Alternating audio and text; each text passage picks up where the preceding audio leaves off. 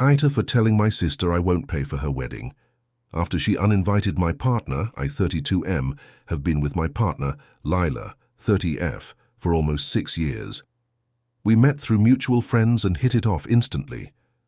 We've been living together for the past 4 years, and although we're not married, we consider each other life partners.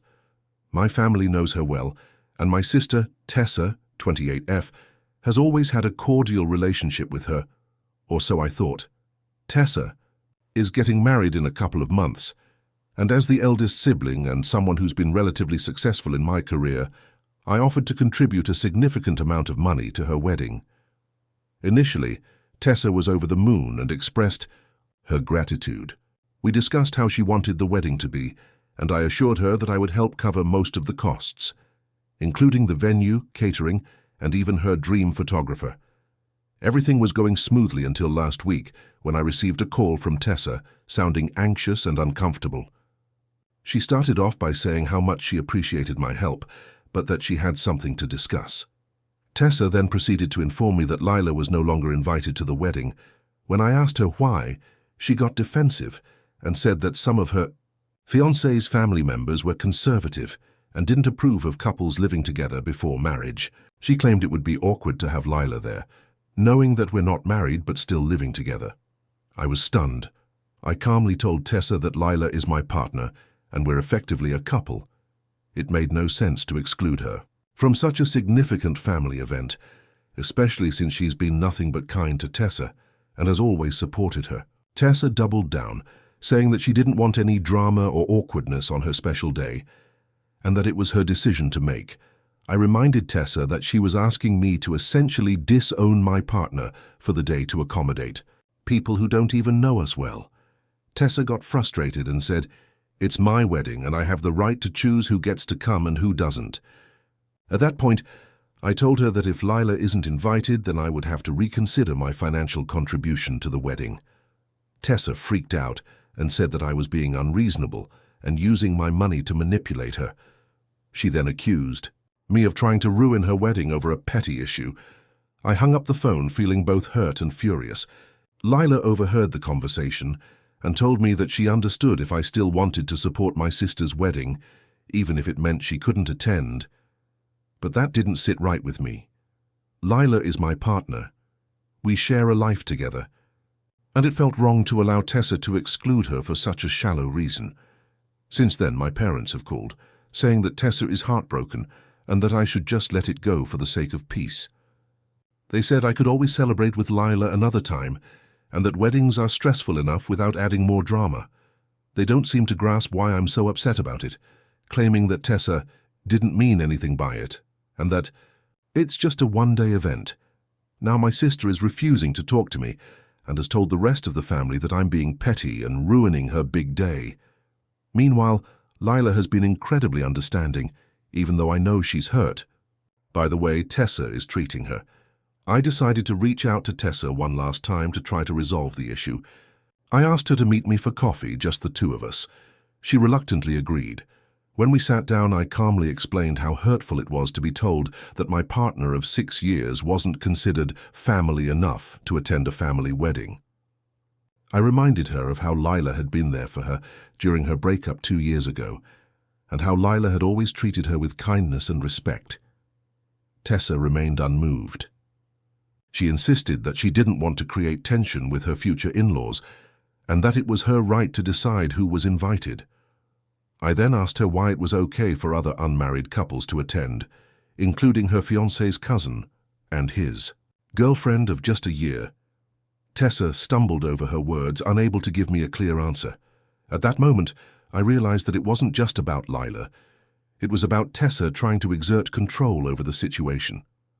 She knew how much I cared about Lila, and excluding her felt like a power move, a way to assert her authority over her special day. I told Tessa that I loved her and wanted her to have a beautiful wedding, but I could not, in good conscience, support an event that disrespected the person I loved. I reiterated that if Lila wasn't welcome, I would be unable to financially contribute as planned. Tessa stormed out, and within hours I started receiving texts from our parents, cousins, and even Tessa's fiancé, all accusing me of being selfish and petty, They called me a bad brother and said I was holding Tessa's wedding hostage over a stupid fight. Lila, on the other hand, has been incredibly supportive. She's reassured me that she understands and that she doesn't want to be the cause of family conflict. But I can tell she's hurt, and it breaks my heart that the person I love is being treated like an outsider by the very people who should be welcoming her. Now the wedding is just a month away, and Tessa has since sent me a text saying that she's found another way to cover the costs and that she doesn't want me at the wedding either, if I'm going to bring negative energy. So, Reddit, AITA, for refusing to pay for my sister's wedding after she uninvited my partner, and now being uninvited myself. Am I the a-hole for refusing to help my sister after she cut me out of her life for years? I, 29F, have a sister, Kelly, 27F. And for most of our lives, we had a pretty standard sibling relationship. We had our ups and downs, but we were close, and I always considered her to be one of my best friends. However, about 5 years ago, things took a drastic turn. Kelly started distancing herself from me, and I couldn't figure out why. I tried reaching out to her multiple times, but every time I did, she would either cancel plans, give me one-word responses, or just ignore my messages altogether. I thought it was just a phase, maybe something to do with her life at the time, so I gave her space. Then out of nowhere I received a text from her saying she no longer wanted me in her life. She didn't give any specific reasons, but just said that she felt I had disrespected her and wasn't the sister she needed me to be. This completely blindsided me, and I was devastated. We had never had any major arguments, and I couldn't figure out what I had done wrong. I reached out several times, asking her to talk so I could understand what had happened, but she refused. She completely shut me out and even went as far as blocking me on social media. For years, I tried to move on, but it was hard. I missed her, and I didn't understand why she had cut me out so suddenly and completely. My family tried to get involved, but Kelly refused to talk to anyone. Her decision was final, and no one knew what had happened to cause this rift. Fast forward to a few weeks ago. My mom called me and told me that Kelly had reached out to her, saying she was going through a rough time. Apparently, Kelly had gotten into some financial trouble and needed help. She had some overdue bills, was behind on rent, and had maxed out her credit cards. I felt a pang of sympathy, but at the same time, I was angry. After all, this was the same sister who had cut me out of her life without explanation. I hadn't heard from her in years, and now she wanted me to come to her rescue. My mom suggested that I should help her, but I wasn't sure if I was ready to forgive her just yet. I wasn't even sure what kind of help she needed, but I knew it was going to be a significant amount of money. I also knew that if I gave her the money, it would only be a temporary fix, and I'd likely never hear the end of it if things didn't get better for her. I wanted to help, but I didn't want to feel like I was being taken advantage of, especially since she had never apologized or explained why she had pushed me out of her life in the first place.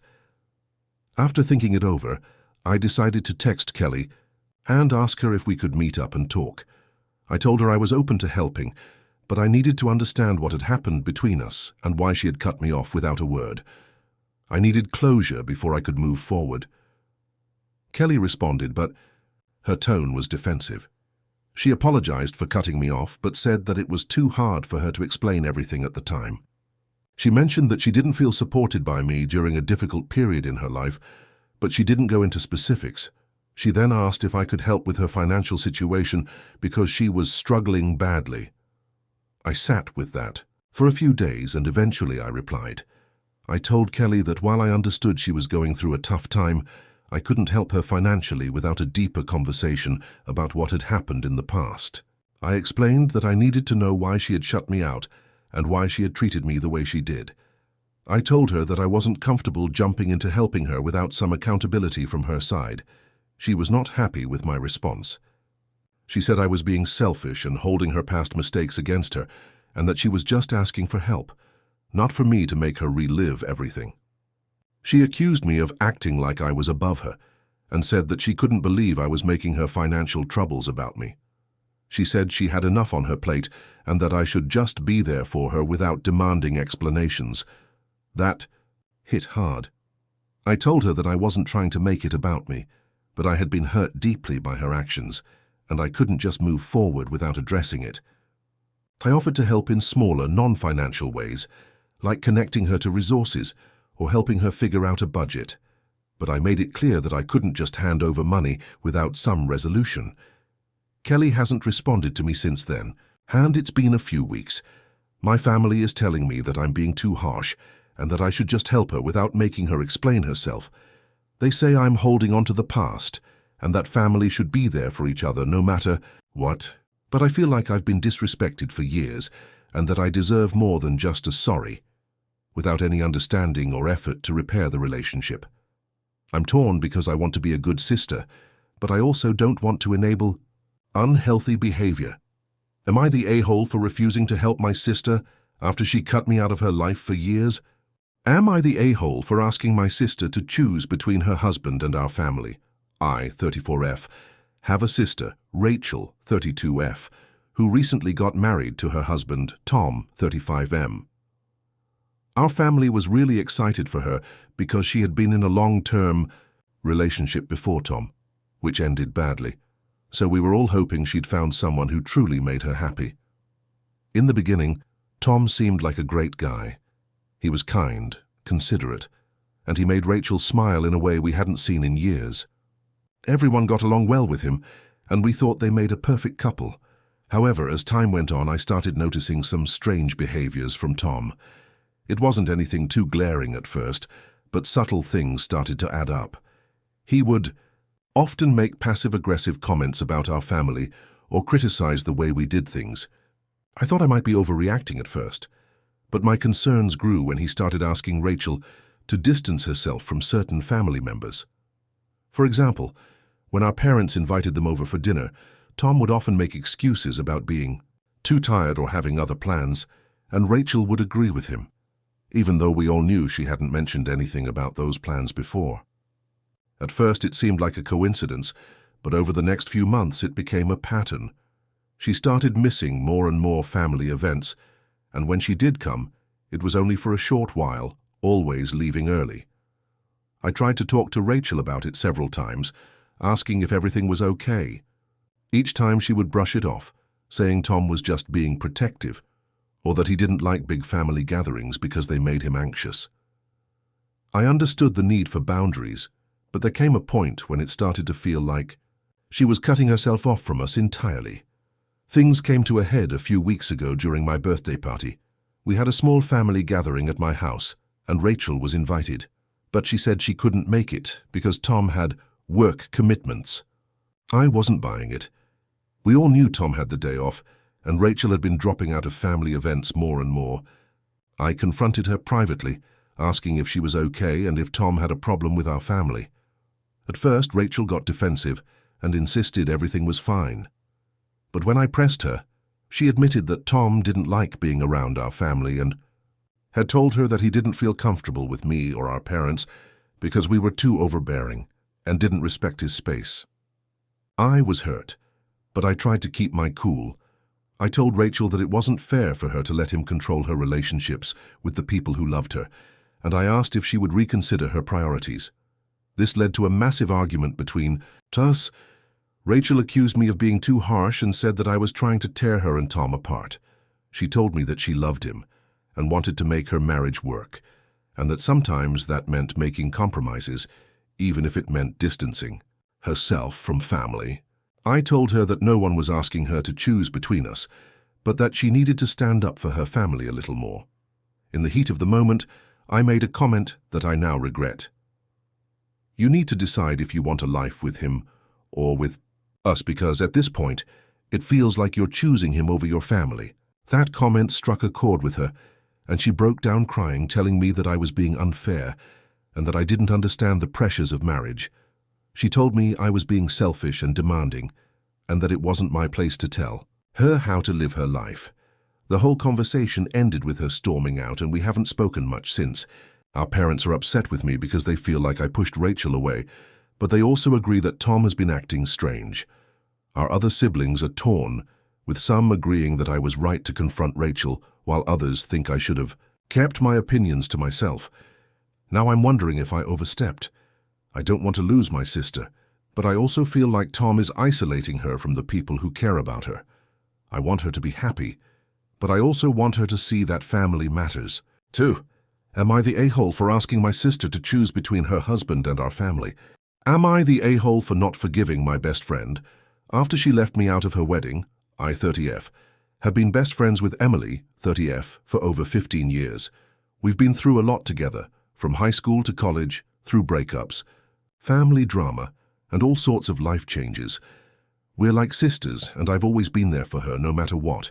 So when Emily got engaged, I was beyond thrilled for her. I was excited to be there for her during her wedding planning and to help make the day special.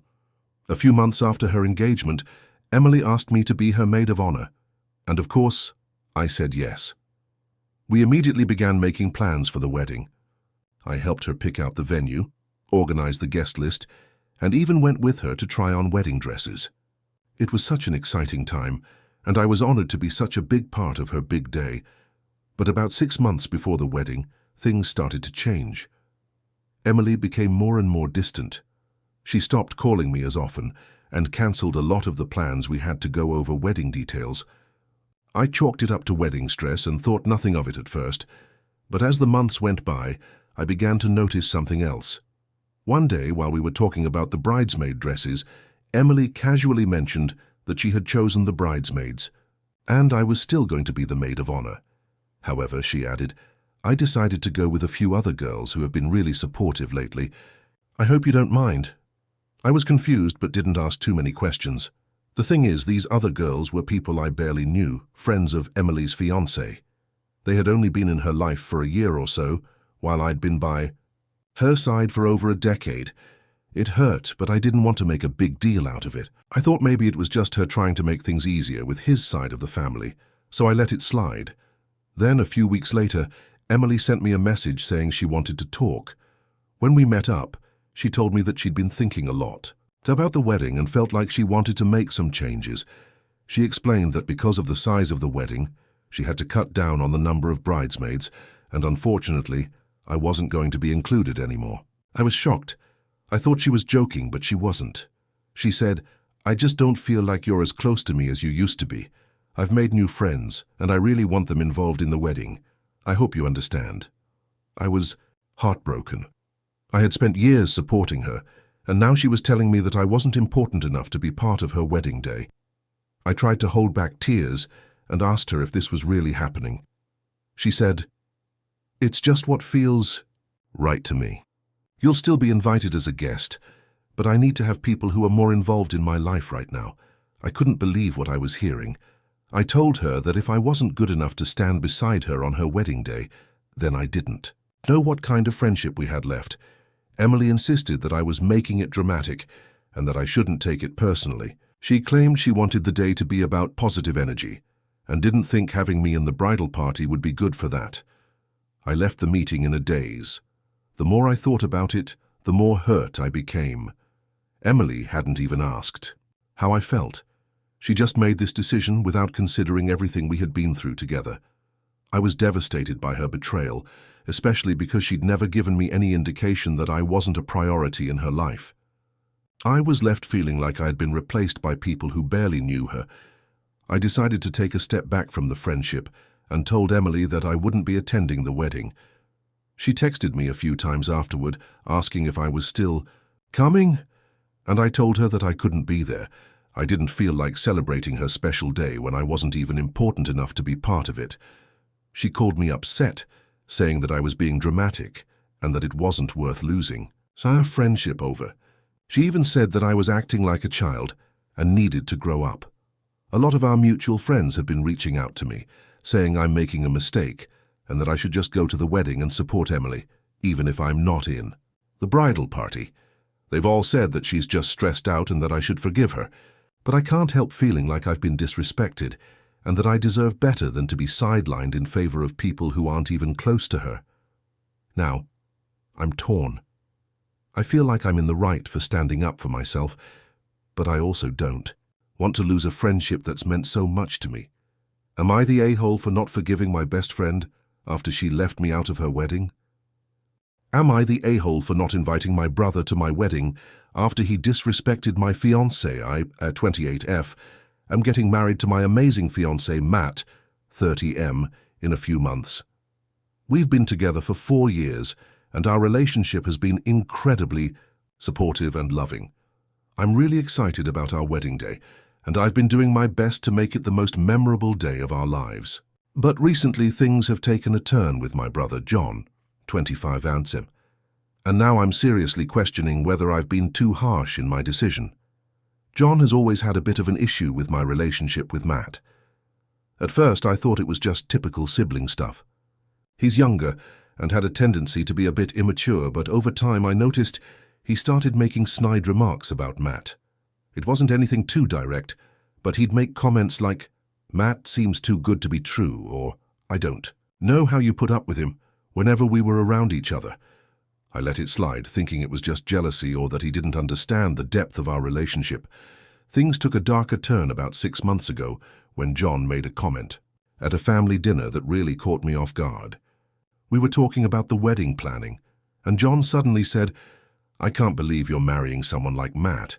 He's so stiff and boring. You're settling for him." Everyone went quiet, and I was absolutely livid. Matt looked hurt, and I immediately told John to apologize. He brushed it off and said, "I'm just being honest, don't get so sensitive."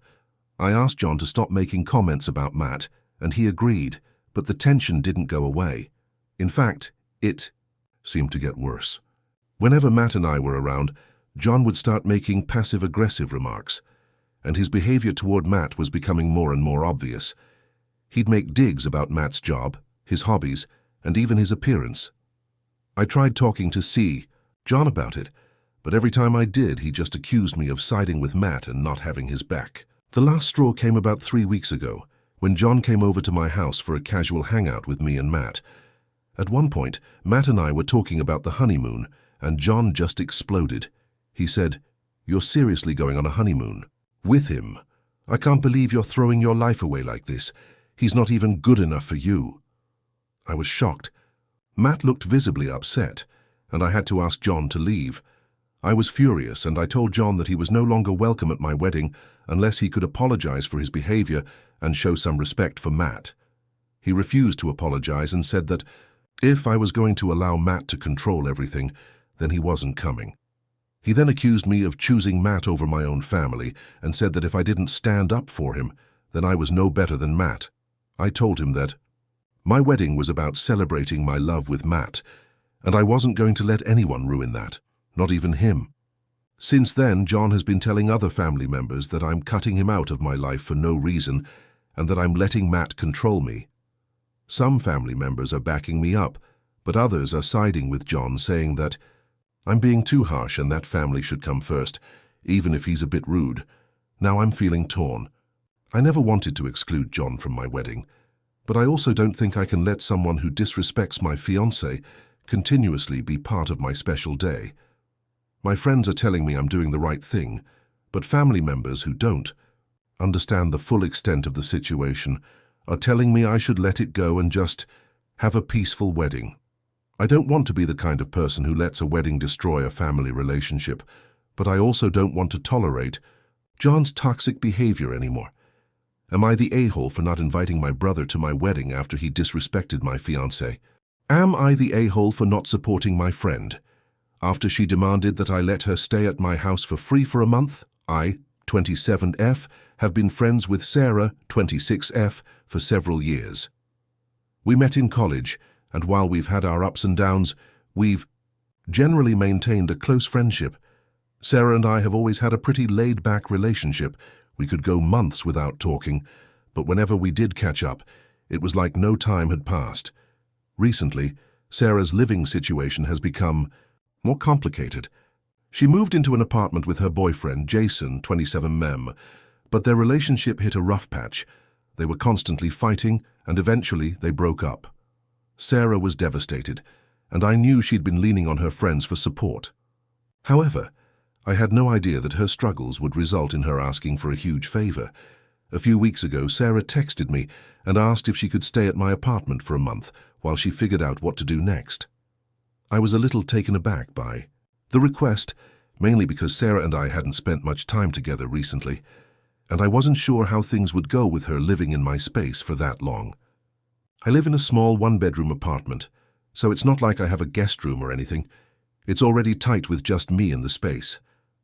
At first, I tried to be supportive and offered her a weekend stay, thinking that would give her enough time to figure things out, but she insisted that she needed at least a month to get her life together.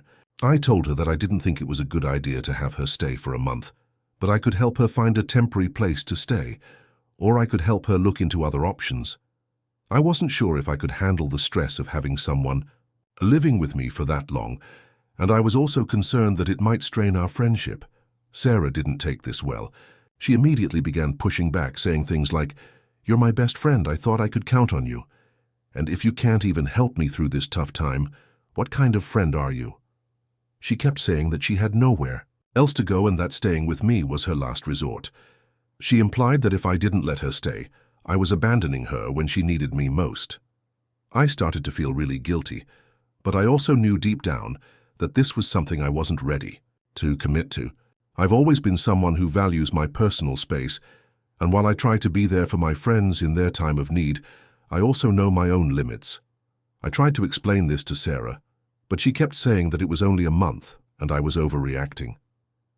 Eventually, she told me that she had already told her other friends that she was planning to stay at my place and that they all agreed I should be willing to help her.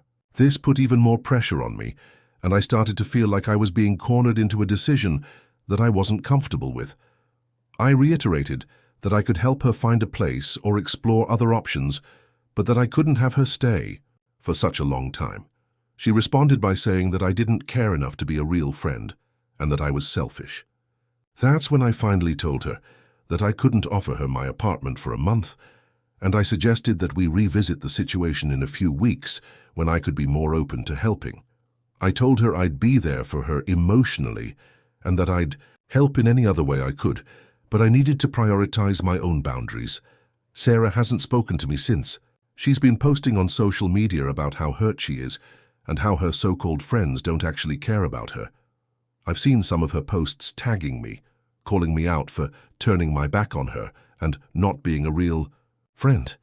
I've tried reaching out to her privately to talk things through, but she hasn't responded to any of my messages or calls. I've had friends of mine tell me that I should have been more understanding and let her stay, but I feel like I would have been sacrificing too much for someone who never respected my boundaries before. Sarah and I have had issues in the past with her expecting a lot from me emotionally, and I feel like this was just another instance of her taking advantage of my kindness. I'm torn because I care about her, but I also don't think I should have to sacrifice my comfort for a month just to be there for her. Now I'm questioning if I handled this the right way. Am I the a-hole for not supporting my friend by letting her stay at my apartment for a month? Am I the a-hole for not letting my sister's kids attend my wedding after they ruined my bridal shower? I, 38F, am getting married to my fiancé, Jack, 32M, in a few months. We've been together for almost 5 years, and I've been looking forward to our wedding day for as long as I can remember. The planning has been an emotional roller coaster, but I've been working hard to make sure everything is perfect for the big day. One of the most important things to me was my bridal shower. I have a pretty small circle of friends, and I wanted my bridal shower to be intimate, fun, and memorable. It was supposed to be a day to relax and enjoy with the women in my life who had supported me throughout my journey with Jack. I also wanted it to be a special occasion where we could share stories, play some fun games, and just have a great time together. My sister, Laura, 28F, who has 3 kids, ages 4, 6, and 8, was one of the people I wanted to be there. But here's where things went south. Laura's kids were really out of control at my bridal shower. They were running around, being loud and causing a scene. I had asked Laura beforehand if she could find a sitter or leave the kids at home, as I wanted the event to be calm and relaxing, and I didn't think it was an appropriate setting for young children. She assured me she would manage them, but it became clear that wasn't happening. The kids were disruptive the entire time. They knocked over decorations, spilled drinks, and were constantly yelling and running around. Laura didn't intervene much. She was socializing with the other guests and seemed to think the whole thing was cute. When I asked her to step outside for a moment so I could express my concerns, she brushed me off and said I was being too uptight and that I should loosen up. The whole event was ruined. My guests were annoyed and the atmosphere became chaotic. The kids kept asking when they could have snacks or cake, and when they didn't get immediate answers, they started crying and throwing tantrums. I tried to keep it together, but I could feel my anxiety rising. It wasn't the bridal shower I had dreamed of. I was already stressed about wedding planning, and this just added to it. When the event ended, I was exhausted and feeling pretty hurt. Laura didn't seem to take my concerns seriously, and she didn't apologize for how her kids behaved. Instead, she brushed it off and told me I should just be happy that her kids were there to celebrate with me. After the shower, I sent Laura a text message explaining how I felt. I told her that the day was meant to be a special, relaxing celebration for me, and her kids' behavior had made it anything but. I asked her not to bring her kids to my wedding, as I didn't want to deal with the same chaos on my big day. I told her that I was planning an adult-only wedding because I wanted a peaceful, stress-free celebration, and that I hoped she would respect my wishes. To say she was angry would be an understatement. Laura called me right away, yelling and accusing me of being a bad sister and of excluding her kids on purpose. She told me that I was acting like a diva and that my wedding was going to be too fancy for her family. She said that I had ruined her relationship with me and that I was selfish for not wanting her kids there. She then went on a rant about how I had always been the favorite and that this was just another example of me treating her and her kids like they didn't matter. I tried to remain calm, but it was hard. I told her that this wasn't about favoritism or her kids not mattering. It was about me wanting a peaceful day without distractions, and her kids' behavior at the shower made that impossible. I explained that I had asked her beforehand to manage them, but nothing had changed. I told her that I was sorry she felt hurt, but I wasn't going to back down on this decision. She hung up on me, and we haven't spoken much since. She's told other family members about the situation, and now there's a lot of drama surrounding my wedding. Some family members are supporting me, saying that it's my wedding and I have the right to choose what's best for the day. But others are siding with Laura, saying that I'm being too harsh and that I should just let it go and let the kids attend. They've all pointed out how much my sister does for our family and how important it is for me to show her I care by letting her kids be a part of my special day. I've been feeling really conflicted. I understand that Laura's kids are a big part of her life, but I feel like I can't compromise my vision for the wedding just because she didn't respect my wishes for the bridal shower. I've been really upset that she hasn't apologized for how her kids behaved and that she's putting so much pressure on me to change my mind. Now I'm left wondering if I'm in the wrong. Am I the a-hole for not letting my sister's kids attend my wedding after they ruined my bridal shower? Am I the a-hole for not inviting my sister to my wedding after she demanded to be my maid of honor? I, 28F, am getting married to my wonderful fiancé, Mark, 30mm, in a few months. Our relationship has been amazing, and we've been engaged for over a year. I'm currently in the process of planning the wedding, and while it's been exciting, there have been a few bumps in the road, mostly revolving around my sister, Emily, 26F. Emily and I have always had a somewhat complicated relationship. Growing up, we fought a lot. She's always been the rebellious one, constantly pushing boundaries and often making choices that caused friction in our family.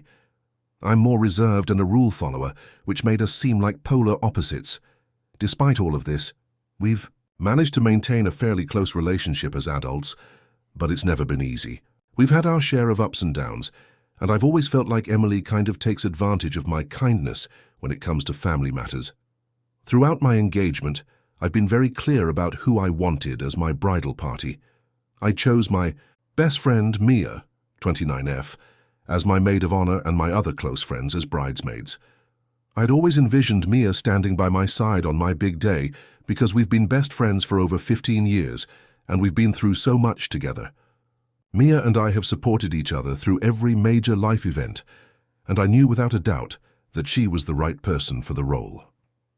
A few weeks ago, however, Emily came to me and told me that she expected to be my maid of honor. I was taken aback by the request because, as I mentioned before, Mia has always been my best friend, and I had already made my decision long before Emily even mentioned it. I explained to Emily that I had already chosen Mia for the position and that my decision wasn't up for debate. I told her that I loved her, but Mia and I have a special bond that couldn't be replaced by anyone else, even family. Emily's reaction was not what I expected. She got really upset and started accusing me of not valuing her, of always putting Mia above her, and of being a terrible sister. She told me that I was being selfish, and that as my sister she should be the one standing by my side on my wedding day. She even went so far as to say that she would be devastated if she wasn't in the bridal party, and that it would completely ruin our relationship. I tried to explain that the decision wasn't personal and that it wasn't about valuing Mia more than her, but Emily wouldn't listen. She demanded that I change my mind and make her my maid of honor, and when I refused, she got angry and told me that if she wasn't the maid of honor, she wasn't going to come to the wedding at all. I was shocked. I couldn't believe that. She would even consider not attending my wedding over something like this. After that conversation, I started to feel a lot of pressure from other family members. Our parents, especially our mum, told me that I was being unreasonable and that I should just let Emily be the maid of honor. They said that Emily had always felt like she was second best in the family and that this was my chance to make things right. My mum was really upset and said that I was hurting Emily by not giving her this role. I explained to my mum that I had already made my choice and that it wasn't something I could change. This didn't go over well, and it caused a lot of tension in our family. A few days later, Emily called me in tears, saying that I was ruining her life and that she was heartbroken. She said that she felt like I was pushing her away and that our relationship would never be the same if I didn't make her my maid of honor. At this point, I started to feel really guilty. I didn't want to hurt her, but I also didn't want to go against my instincts and what felt right for me on my wedding day. Mia had always been my closest friend, and I didn't want to let family dynamics dictate my choices. Despite Emily's emotional pleas, I stood firm in my decision. I refused to make her my maid of honor, but I told her that I still wanted her to be a part of my wedding and that she could still be a bridesmaid if she wanted to. Emily didn't take this well. She said that if she wasn't going to be the maid of honor, she wouldn't be a bridesmaid either. She said that she would be too hurt to attend the wedding at all.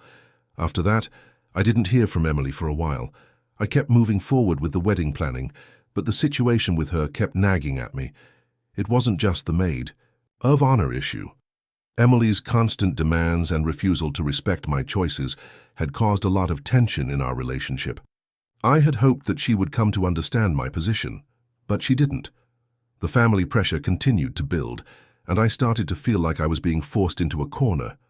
Finally, I made the difficult decision to not invite Emily to my wedding at all. I had tried to accommodate her, but she refused to accept anything that wasn't her way.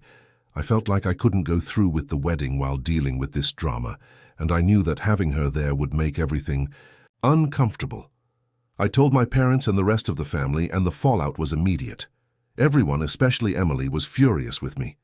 They said I was being petty, and that I was ruining my relationship with my sister over something so small. Since then, Emily has been absolutely silent with me. She's posted passive-aggressive things on social media about how her sister doesn't care about her and how family isn't worth it. My parents are still upset with me and they think I've made a huge mistake by not inviting Emily. They say that I'm letting my pride get in the way of family and that I should just give in to Emily's wishes for the sake of peace. But honestly, I don't think I can do that. I don't want to feel like I'm being manipulated or guilt-tripped into making decisions that I'm not comfortable with. Now I'm left questioning if I did the right thing. I've lost my sister's support, and I'm wondering if I could have handled things differently. Am I the a-hole for not inviting my sister to my wedding after she demanded to be my maid of honor? Am I the a-hole for not giving my best friend my wedding dress after she lost hers, 28F, have been planning my wedding to my fiancé, Ethan, 29M, for over a year now? The wedding is in 2 months, and everything is mostly set. I'm excited, and have been trying to keep everything as stress-free as possible. But recently, there's been a situation involving my best friend, Sarah, 29F, that has left me feeling conflicted. Sarah and I have been friends since we were in middle school, and we've always been there for each other through thick and thin. We've both had our ups and downs, but we've always had each other's backs. She's been one of my biggest supporters through the wedding planning process, and I've been so grateful to have her as my maid of honor. She's helped with everything from choosing the venue to planning the bachelorette party. She's been amazing, and I've always thought she'd be the one person I could count on no matter what. A few months ago, Sarah told me that she had found the perfect wedding dress for her own upcoming wedding. She was getting married to her long-term boyfriend, Luke, 30 May, and was beyond excited. Sarah has always had a very specific style, and she found a dress that was exactly what she had been dreaming of.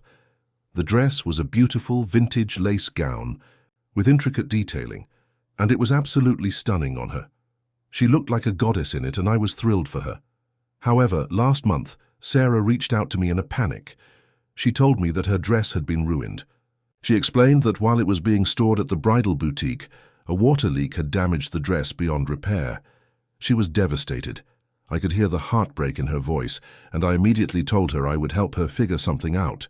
She started searching for a new dress, but unfortunately, due to the timing, she wasn't able to find anything that she liked as much as the original dress. She called me in tears one day and asked if I could let her borrow my wedding dress. Now, my wedding dress is something that is incredibly special to me.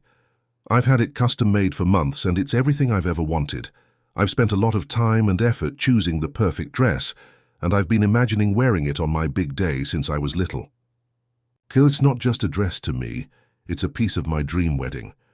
When Sarah asked if she could borrow it, I was taken aback. I know that we've been through a lot together, but giving her my dress felt like a line I wasn't ready to cross. I explained to her that I wasn't comfortable with the idea. I told her that I had been planning my wedding for a long time, and I had a very specific vision for how I wanted everything to go. I didn't want to risk anything happening to my dress, and I didn't want to feel like it was being shared in any way. I told her that I would help her find a new dress, but I couldn't let her borrow mine. Sarah was upset. She said that I was being selfish and that I should be there for her, especially after everything we've been through together. She told me that I was making a big deal out of something that didn't matter. She said she was just asking for a favor and that I should be willing to help her out, especially since her wedding was coming up so soon. She said she couldn't afford a new dress, and this was her last hope. I told her that I understood that she was upset, but that my wedding dress was something I had dreamed about for years, and I couldn't just hand it over. She got really emotional, and I could tell that she was hurt by my response. She ended up hanging up the phone, and we didn't talk for a few days. During that time, I felt a wave of guilt wash over me. I tried to justify my decision in my mind, but I couldn't stop thinking about how much she meant to me. I didn't want to lose her over this, but I also didn't want to compromise on something that was so important to me. A few days later, Sarah reached out again, and this time she was more calm. She told me that she understood why I didn't want to lend her the dress, but that she still felt hurt. She said that she had always been there for me, and that it felt like I wasn't willing to be there for her when she needed me the most. She asked if I could at least help her find a dress or contribute to a new one financially. I agreed to help her search for a new dress, and I offered to give her some money toward it, but I was still firm on not letting her borrow my wedding dress. The issue didn't end there. Sarah started telling other people in our friend group and family about what had happened. She told them that I had refused to help her and that I was being a bad friend. Some people in our circle agreed with her and said that I should have been more understanding. They said that it was just a dress and that I could always get another one, but Sarah might not be able to get another wedding gown in time. I felt like I was being ganged up on, and it hurt. I've always been the type of person who goes out of my way for my friends, and it felt like no one was understanding my perspective. Ben, my fiancé, tried to talk to me about it and said that he understood why I didn't want to lend her the dress, but he also said that maybe I could have been more compassionate about it. He said that Sarah was in a really tough spot, and even though I had every right to say no, maybe I could have been a little more empathetic. I told him that I did feel bad for Sarah, but my dress was something that was non-negotiable for me. Now, Sarah and I aren't talking. I feel terrible, but I also feel like I'm in the right. My wedding dress is one of the most important things to me, and I didn't want to risk it. But now I'm wondering if I was too harsh.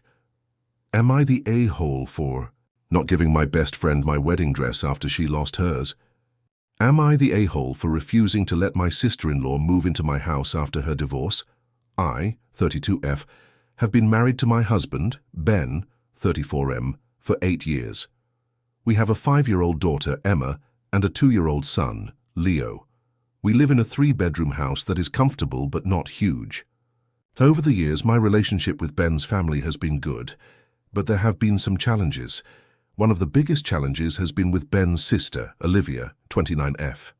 Olivia and I have always had a bit of a strained relationship. She's very extroverted, loud and dramatic, while I'm introverted, reserved, and like to keep things calm and peaceful. I've always felt like she kind of overshadowed me when it came to family gatherings.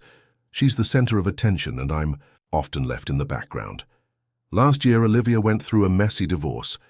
Her ex-husband, Mike, had cheated on her multiple times, and their relationship had been rocky for years. They finally decided to split, and the divorce was finalized about 6 months ago. Ever since the divorce, Olivia has been struggling.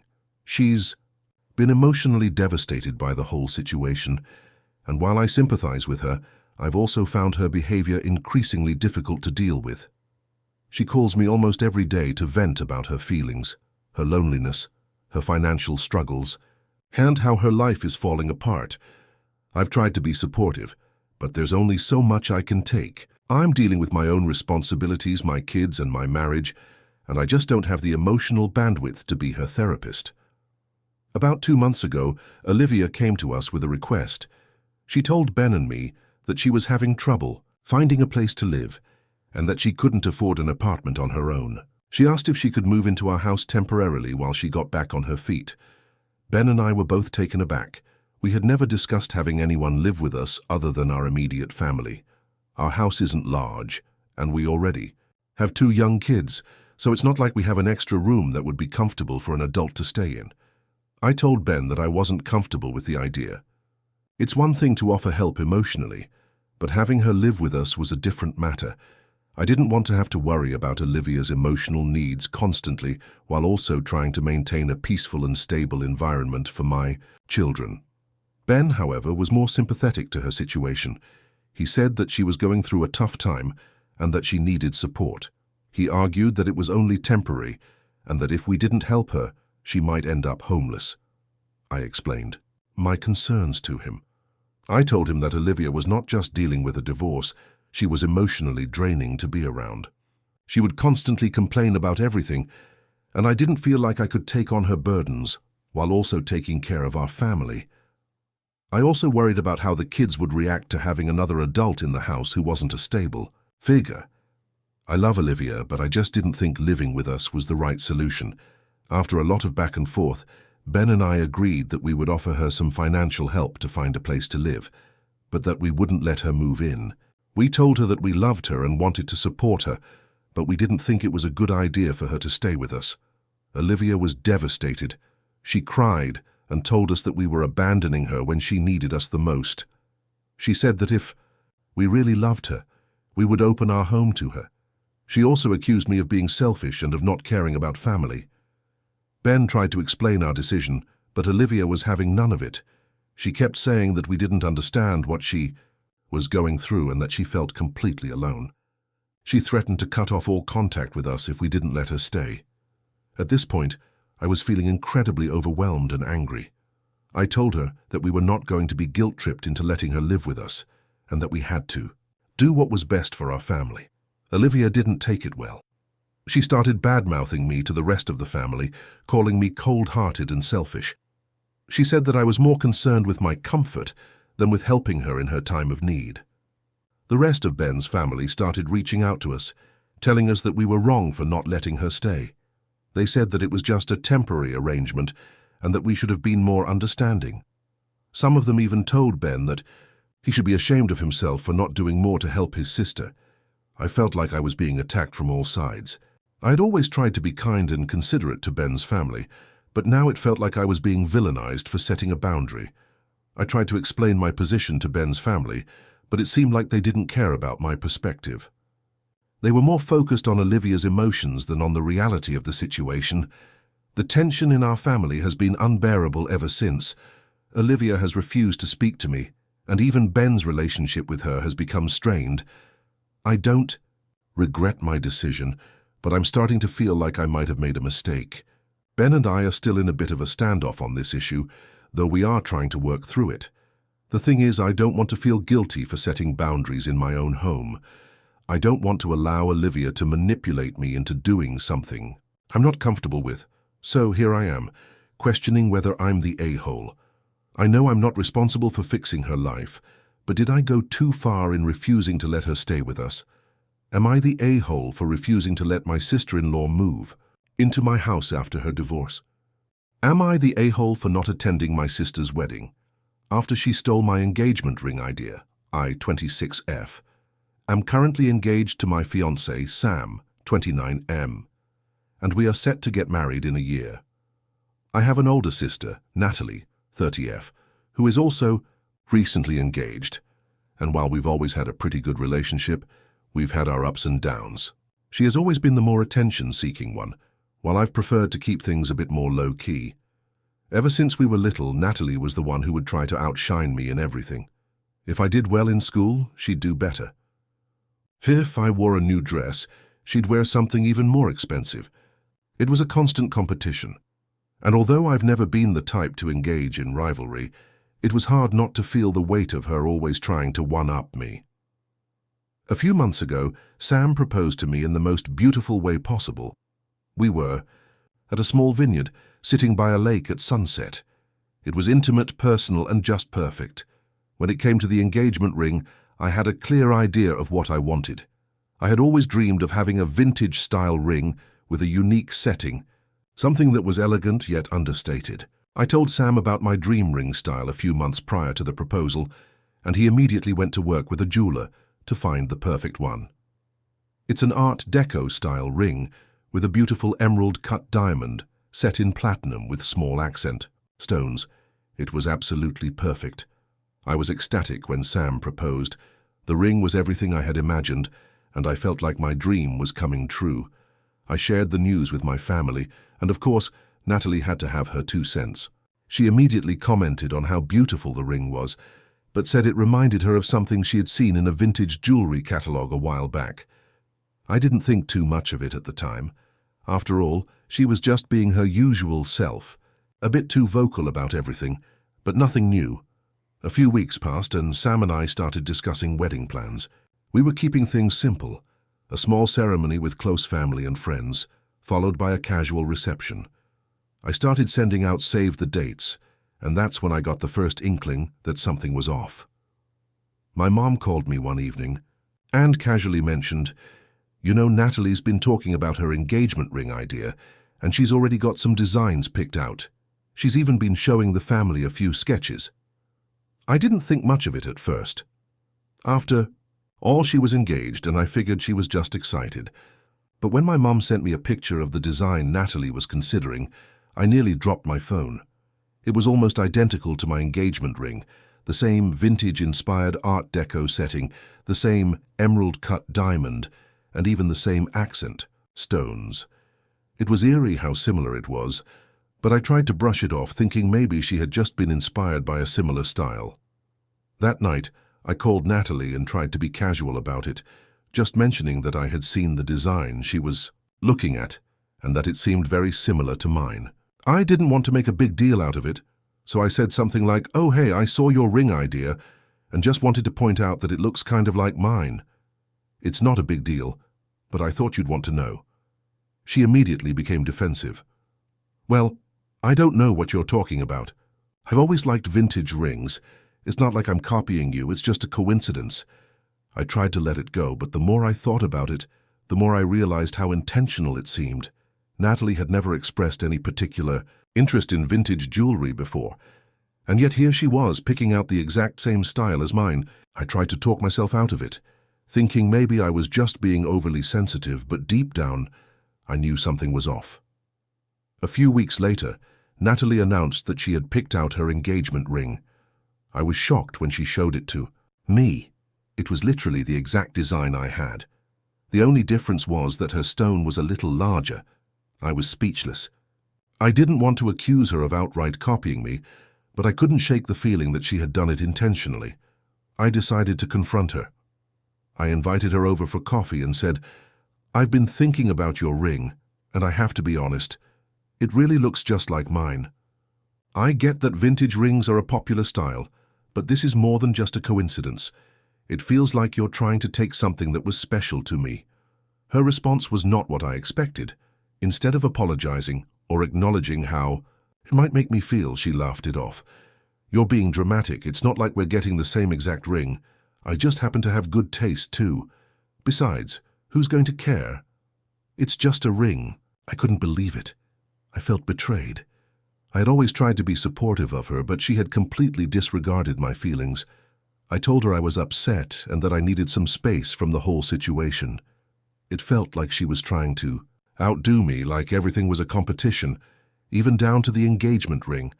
As the wedding day approached, I started to distance myself from Natalie. I didn't want to be involved in her wedding, not because I wasn't happy for her, but because I felt like she had crossed a line. She kept making comments about how she was so excited to match my wedding, like she couldn't even let me have something of my own. The final straw came when she asked me to be her maid of honor. I wanted to say no immediately, but I didn't want to create a rift in the family, so I said I'd think about it. However, the more I thought about it, the more I realized I couldn't stand by her side after everything that had happened. How could I support her when she had disrespected me in such a blatant way? How could I be there for her when she had taken something so personal from me? I ended up texting her the next day, telling her that I wouldn't be attending her wedding, and that I couldn't be her maid of honor. I explained that her actions had hurt me deeply, and I didn't feel comfortable being involved in her special day after what she had done. Natalie was furious. She texted me back saying, "You're really going to make this all about you? It's just a ring. It's not even like I'm copying your whole wedding. You're being selfish." I didn't respond. I didn't feel like I needed to explain myself any further. But the family has been pressuring me to change my mind. My parents, cousins, and even a few friends have all reached out, telling me I'm being petty and that I should just let it go. Some have said I'm making a mountain out of a molehill, while others think I should at least attend the wedding and try to put the past behind us. Now I'm left questioning if I'm overreacting. I want to be there for my sister, but I feel like she completely crossed a boundary that I can't ignore. Am I the a-hole for not attending my sister's wedding after she stole my engagement ring idea? Am I the a-hole for banning my brother's girlfriend from my wedding after she humiliated me? I, 28F, am getting married in 2 months to my fiancé, Josh, 30M. We've been together for 4 years, and we're both excited to finally take this big step. I've been pretty hands-on with the planning and have tried to keep it simple and focused on what matters: us, our families, and close friends. I have an older brother, Matt, 32M, who has been with his girlfriend, Rachel, 29F, for about a year now. We're a close-knit family, but Matt and Rachel have been a bit of an odd fit for me from the start. Matt is the type of guy who's outgoing, funny, and really charismatic. Rachel, on the other hand, is the complete opposite: reserved, blunt, and sometimes overly critical. I've always tried to be friendly toward her, but I can't help but feel like she has a cold demeanor. She's a nice enough person, but she's often made little comments that leave me feeling like she's judging me or trying to one-up me in a subtle way. But everything came to a head during my bridal shower. We were at the venue, a lovely garden space with soft lighting and simple decorations that fit the vibe I wanted for the wedding. The bridal shower was intimate, just my closest friends and family, and I was honestly feeling great. The day was going perfectly, everyone was relaxed, and I was just enjoying the moment. Matt and Rachel arrived together, and while I was happy they came, I noticed Rachel seemed a little off, like she wasn't quite comfortable or invested in being there. Everything started smoothly, but at some point, the conversation shifted toward wedding planning. A few of my friends and family started asking questions about my dress, the venue, the food, and so on. I was sharing some of the details I'd been excited about when Rachel, out of nowhere, interrupted me. She said, "I don't know why you're making such a big deal out of all this. Honestly, I think weddings are just a waste of money. You'll end up divorced in a few years anyway." The room went silent. I was in shock. Rachel had never outright been rude to me before, but this felt so out of place, and it felt intentional. I tried to laugh it off, saying something along the lines of, "Well, Josh and I are in it for the long haul," but Rachel didn't let up. She went on, "Seriously, you could be spending that money on something better. It's just a party for everyone else to enjoy, but it's not going to save your marriage." At this point, I was completely caught off guard. The other guests were awkwardly looking around, and I could tell no one knew how to react. I excused myself to the bathroom to gather myself. When I came back, Rachel was sitting with Matt, and I could see she was just casually chatting with him as if nothing had happened. I took a deep breath, went over to my mum and told her I needed to talk to Rachel privately. I pulled Rachel aside and said, "What the hell was that? Why would you say something so rude at my bridal shower?" She didn't seem apologetic at all. In fact, she looked at me like I was overreacting. "I'm just being honest," she said. "You're making this whole thing about a wedding when it's just a waste of time. You'll see. You'll be divorced in a few years and regret spending all that money." I was beyond frustrated at this point. I told her, "I don't need your negativity here. If you can't be supportive, then maybe you shouldn't come to the wedding." Rachel immediately started getting defensive. She raised her voice and said, "Oh, so now I'm the bad guy for being honest? Maybe I'm just trying to save you from making a huge mistake, but whatever, it's your day, so go ahead and do whatever you want." I wasn't in the mood to argue anymore, so I walked away, feeling a mix of embarrassment and anger. The rest of the bridal shower felt off after that, and I could tell people were uncomfortable. Some tried to continue the conversation, but the energy had shifted, and it wasn't the joyful day I had envisioned. A few days later, I had a heart-to-heart with Josh about what happened, and he was furious. He couldn't believe Rachel had said something so hurtful, especially in front of my friends and family. He suggested that I talk to Matt and Rachel about it before making any drastic decisions, but I honestly didn't want to have another confrontation with her. The next day, I texted Matt and told him I needed to speak with him. I explained how Rachel's behavior at the bridal shower had hurt me, and that it felt like she was trying to undermine me and my wedding. Matt responded with a somewhat dismissive text, saying, "Rachel can be blunt sometimes, but you know how she is. Don't let it ruin everything. She didn't mean it like that." I was furious. I felt like Matt was excusing Rachel's behavior instead of acknowledging how hurtful and rude she had been. I told him that I didn't want Rachel at the wedding if she was going to continue with that kind of attitude. I also said that I felt like if she didn't apologize, she wasn't welcome at the wedding. Matt called me almost immediately after. Reading the message, he said, "You can't be serious. It's just a joke. She didn't mean anything by it. You're overreacting. She's my girlfriend, and she'll be there, end of story." I told him that if he was going to stand by her, then maybe he shouldn't come either. He got upset and said, "Are you really going to make this about Rachel and me not coming to your wedding? That's messed up. I'm your brother. You're going to throw away our relationship over something like this?"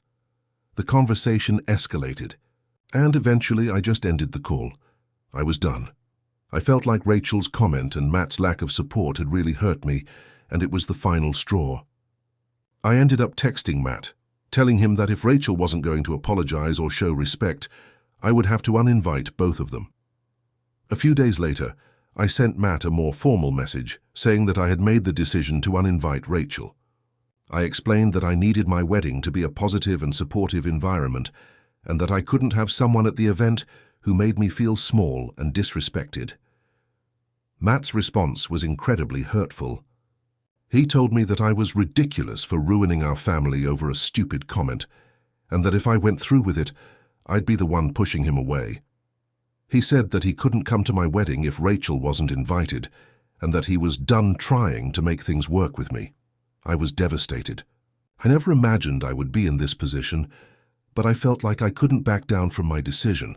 I've spoken to some of my friends and family about the situation, and they're split. Some understand why I'm so upset, while others think I've overreacted and should just let it go. Now I'm left wondering if I'm making a huge mistake. I love my brother, but I also feel like he's enabling Rachel's behavior and that I can't let her ruin the most important day of my life. So Reddit, am I the a-hole for banning my brother's girlfriend from my wedding after she humiliated me? Am I the a-hole for kicking my sister out of my wedding after she made it all about her? I, 29F, am getting married to my fiancé, Mark, 32M, in a couple of months, and the planning process has been both exciting and stressful. We've been together for 6 years, and we're both really looking forward to our wedding day. We've been keeping things pretty low-key, mostly because I've always been a fan of simplicity. I want the day to be about us, celebrating our love, surrounded by our close family and friends. I have a younger sister, Lily, 26F, and we've always been really close, despite a few disagreements here and there. Lily is a bit more dramatic than I am, and she's always been a bit of a center of attention kind of person. Growing up, she often tried to outshine me, whether it was in school or at family events. I never really let it bother me too much because I understood that was just her personality. However, as we've gotten older, I've found it harder to tolerate her behavior, especially when it involves my own big moments. From the moment I got engaged, Lily has been extremely vocal about everything related to the wedding. At first, I thought it was sweet that she was so excited and involved, but soon, her enthusiasm began to feel less like support and more like her trying to take the spotlight. She constantly offers unsolicited opinions about everything, from the color scheme to the guest list to the food options. At one point, she even suggested that I should change my wedding dress because it wasn't trendy enough for her taste. I tried to brush it off at first, but it kept happening. Every time I'd tell her something about the wedding, she'd immediately turn the conversation to herself. If I mentioned anything about the venue, she'd interrupt and say, "That's cute, but it's nothing like the wedding I want." She'd go on about how much better her ideas were, and even told me that I should be thanking her for helping me out with my planning. She'd constantly tell me how I should be more open-minded and not so traditional in my wedding choices. Things reached a breaking point when we were discussing the seating arrangements for the reception. I had planned for my aunt and uncle to sit at the same table as my parents, given that they're all close, and we had only limited space. Lily, however, insisted that her friends should be at the best table, even though they didn't have any real connection to Mark or me. She told me, "Well, my friends are really important to me and they should be treated like VIPs. If they're not seated at the best table, they'll think we're not close anymore." At this point, I was getting frustrated, but I still didn't want to cause a scene, so I just told her that the seating was already finalized and that we couldn't make any more changes. She didn't take this well. She started pouting and said, "Fine, I'll just have to make sure the day is perfect for me, since you clearly don't care about what I want." Then came the final straw. A few weeks ago, I sent out the wedding invitations, and Lily immediately called me to say that she was hurt I hadn't made her my maid of honor. I was stunned. I love Lily, but I had already chosen my childhood friend, Jenna, 30F, to be my maid of honor because we've been through so much together, and I've always considered her my closest friend. Lily accused me of playing favorites and siding with someone who's not family, and told me that she was disappointed in me for not picking her. She demanded to know why she wasn't chosen, and when I tried to explain that I loved her, but that Jenna was someone I felt I'd been closer to for a longer time, Lily exploded. She told me that if she couldn't be the maid of honor, she wasn't. Sure, she'd even come to the wedding. I told her that wasn't an option, and that I wanted her there regardless, but she was insistent. She said, "If I'm not the maid of honor, I don't even want to be a part of it. It'll be like I'm just a guest, and I'm better than that." It took everything in me not to yell. I tried to calm her down, but it seemed like nothing was going to satisfy her. Eventually, I gave up, telling her that the decision was final and that I wouldn't tolerate any more drama. She sulked for a few days, and then said she was fine with everything, but that I was making a huge mistake. A few days ago, we had a family dinner, and Lily showed up wearing a white dress. I'm sure you can guess how that went. I immediately asked her why she was wearing white, and she casually shrugged it off, saying, "I thought I'd look cute. It's my favorite color." At this point, I had reached my limit. I took her aside and told her that her behavior was completely out of line and that she needed to stop making my wedding about her. I explained that if she continued acting like this, I wasn't sure I'd even want her there. Lily broke down in front of everyone and accused me of being a bridezilla. She said that I was being selfish and controlling, and that I was ruining our relationship over something so trivial. I was so exhausted at this point that I told her that if she couldn't respect my boundaries and my decisions, then she wasn't welcome at the wedding. I said I didn't need her negativity ruining the day. My parents who were present were furious with me. They said I was being too harsh and that Lily was just excited and didn't mean to cause any trouble. They argued that I should just let her have her moment and not make such a big deal out of her wanting attention. They said that family is important and that I was throwing away the opportunity to have my sister by my side on such a significant day. Now, I'm starting to question myself. I love Lily, but I can't shake the feeling that I've been pushed to my breaking point. I don't want to cause drama at my wedding, but I also don't want to be manipulated or disrespected. I've been stressed out enough with planning, and her behavior has only added to it. So, Reddit, am I the a-hole for kicking my sister out of my wedding after she made it all about her?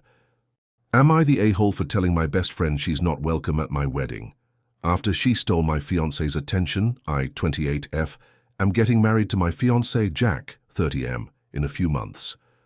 I've been with Jack for nearly 5 years, and our relationship has always been wonderful.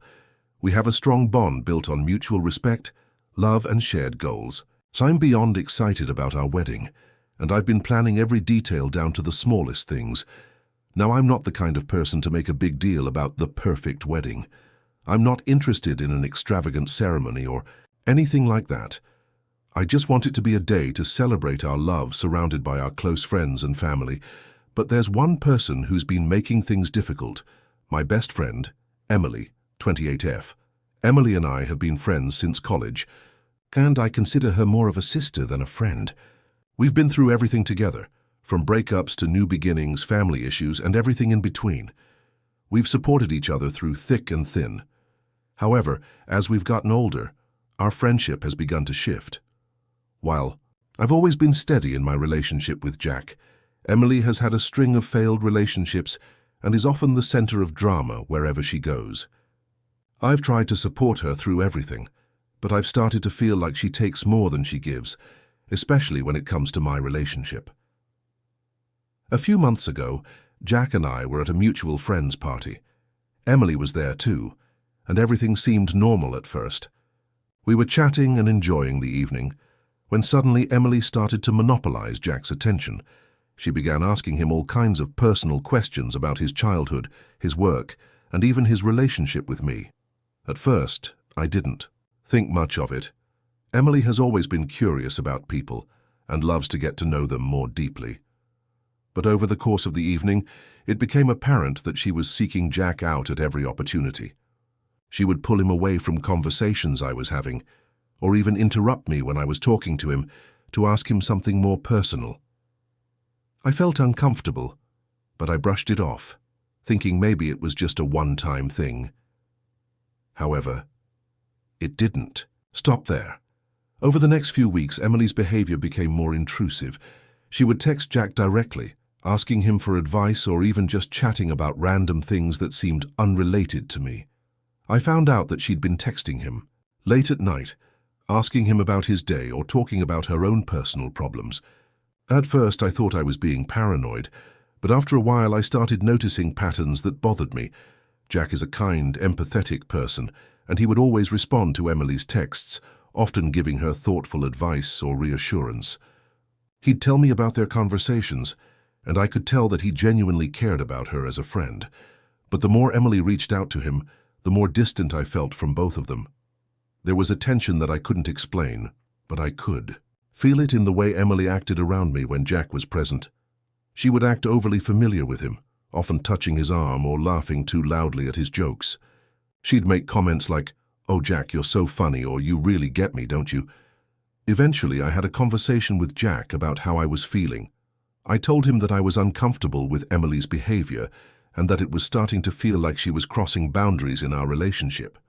I explained that I didn't want to feel like I had to compete for his attention, especially when it was a direct result of her actions. Jack reassured me that he wasn't interested in Emily in that way, and that he was just being a good friend to her.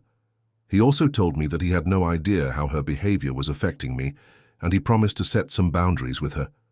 I thought things would improve after our conversation, but that was when things took a turn.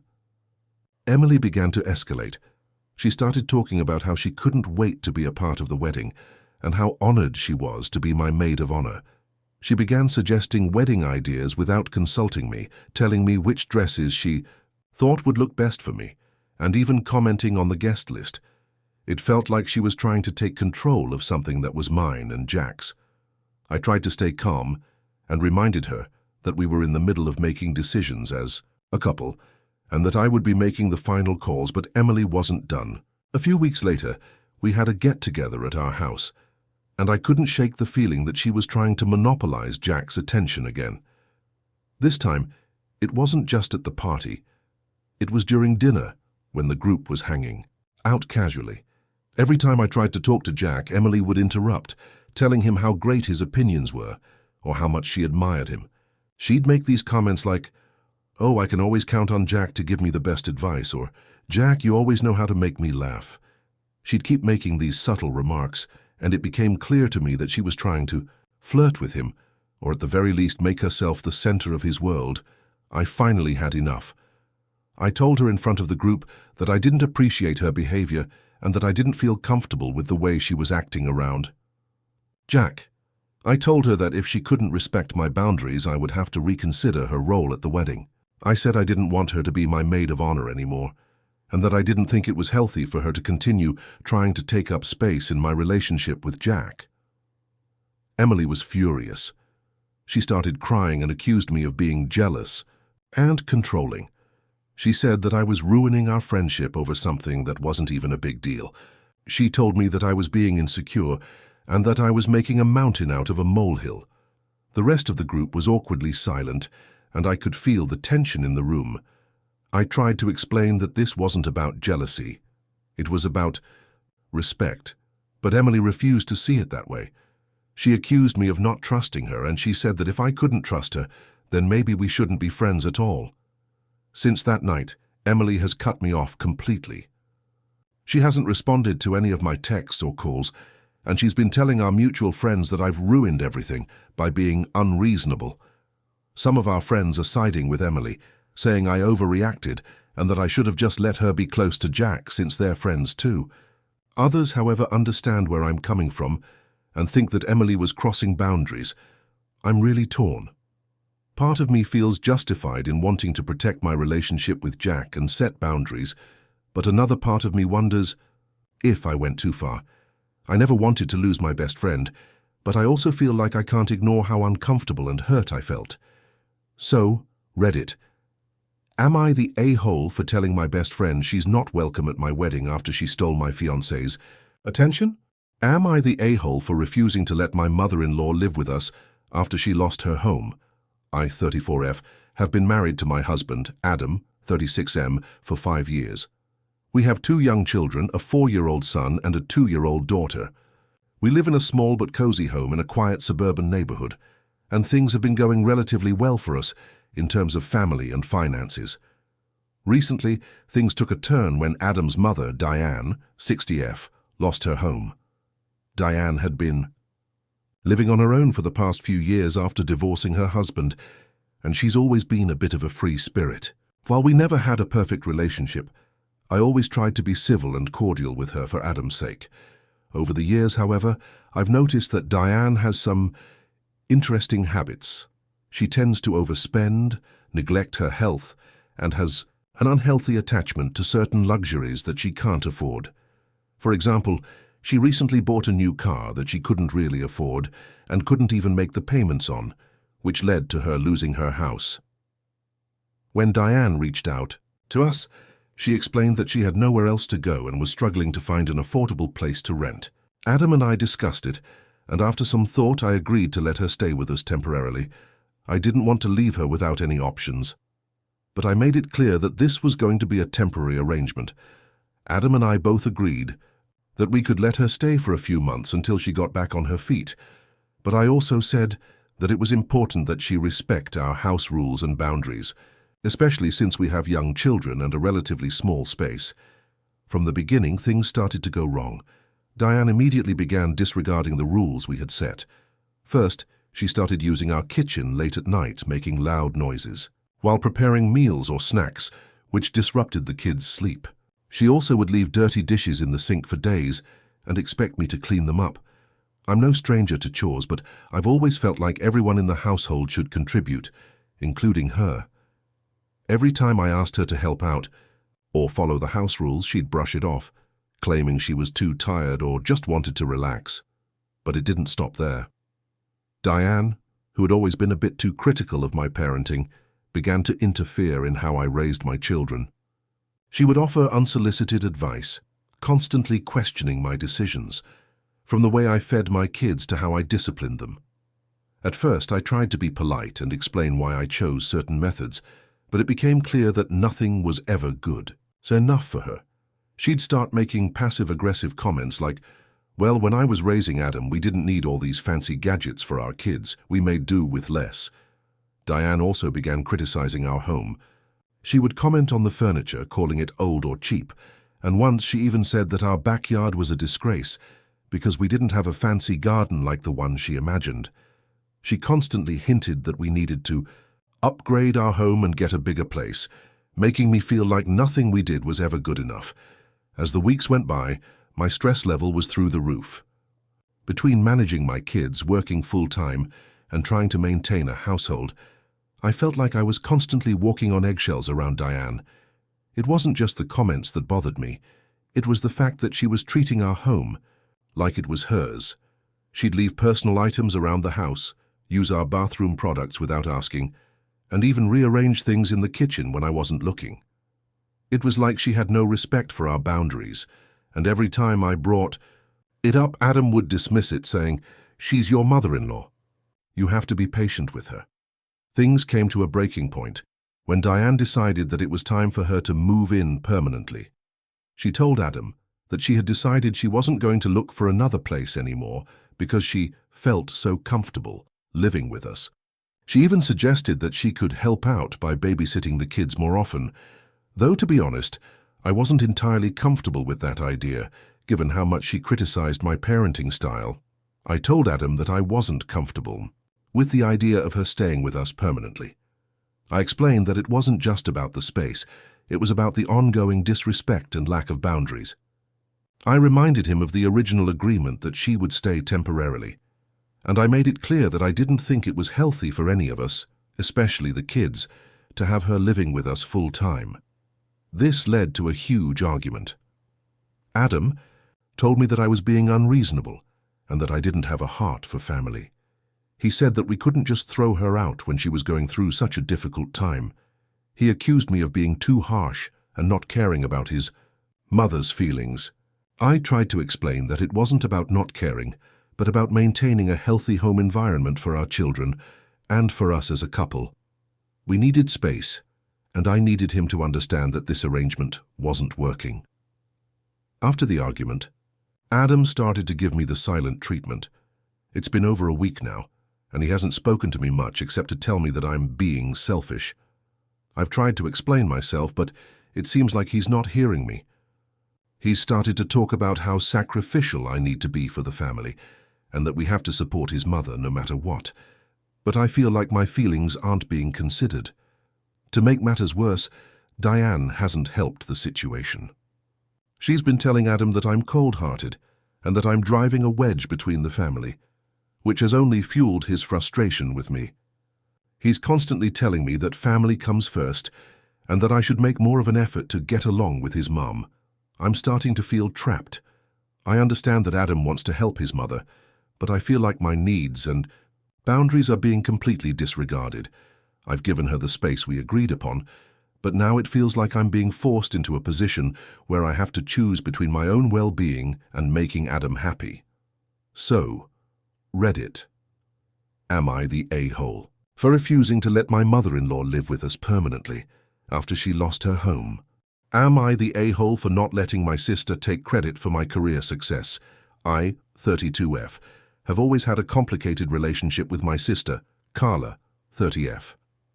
We've never been the closest siblings, but we get along well enough most of the time. Growing up, I was always the overachiever in the family.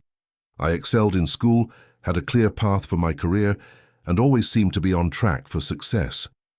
Carla, on the other hand, has always been a bit more free-spirited. She's had trouble keeping a steady job, and she's constantly changing her interests and career goals. I've always been supportive of Carla, but to be honest, I've also often felt like I was carrying the weight of the family's expectations. Our parents, especially, have always made it clear that they were proud of my accomplishments. Carla, on the other hand, has often been dismissed as the wild one who couldn't quite get it together. A couple of years ago, things started to really change for me. After years of working at a mid-level job, I finally got a big promotion at a well-known tech company. It was a huge achievement for me. Not just in terms of career advancement, but also personally, as I had worked so hard to get there. I was ecstatic, and I couldn't wait to share the news with my family. But instead of just celebrating with me, Carla made everything about her. She immediately started talking about how she had always known I was capable of big things, and how she'd helped me stay grounded throughout my career journey. At first, I thought maybe she was just being supportive, but then she started mentioning how she had helped me make important decisions and even guided me through the tough times. Things that frankly weren't true at all. The more she talked, the more it felt like she was trying to take credit for my success. I tried to brush it off and focus on enjoying the moment, but every time I turned around, Carla was inserting herself into my story. She started telling friends and family how she had been a big influence on my career and how her advice had been key to my growth. I don't know if it was her jealousy or just her need to feel validated, but it started to bother me. I've always been independent and have made my own decisions. I didn't need anyone's advice or guidance to get to where I was. I had worked tirelessly, sacrificed a lot, and fought hard to climb the corporate ladder on my own terms. The tipping point came when Carla started telling people that I owed my success to her. At a family gathering, she actually stood up and said, "If it weren't for me pushing her, she never would have made it this far. I'm proud of her, but she really needed my help to get here." I was absolutely floored.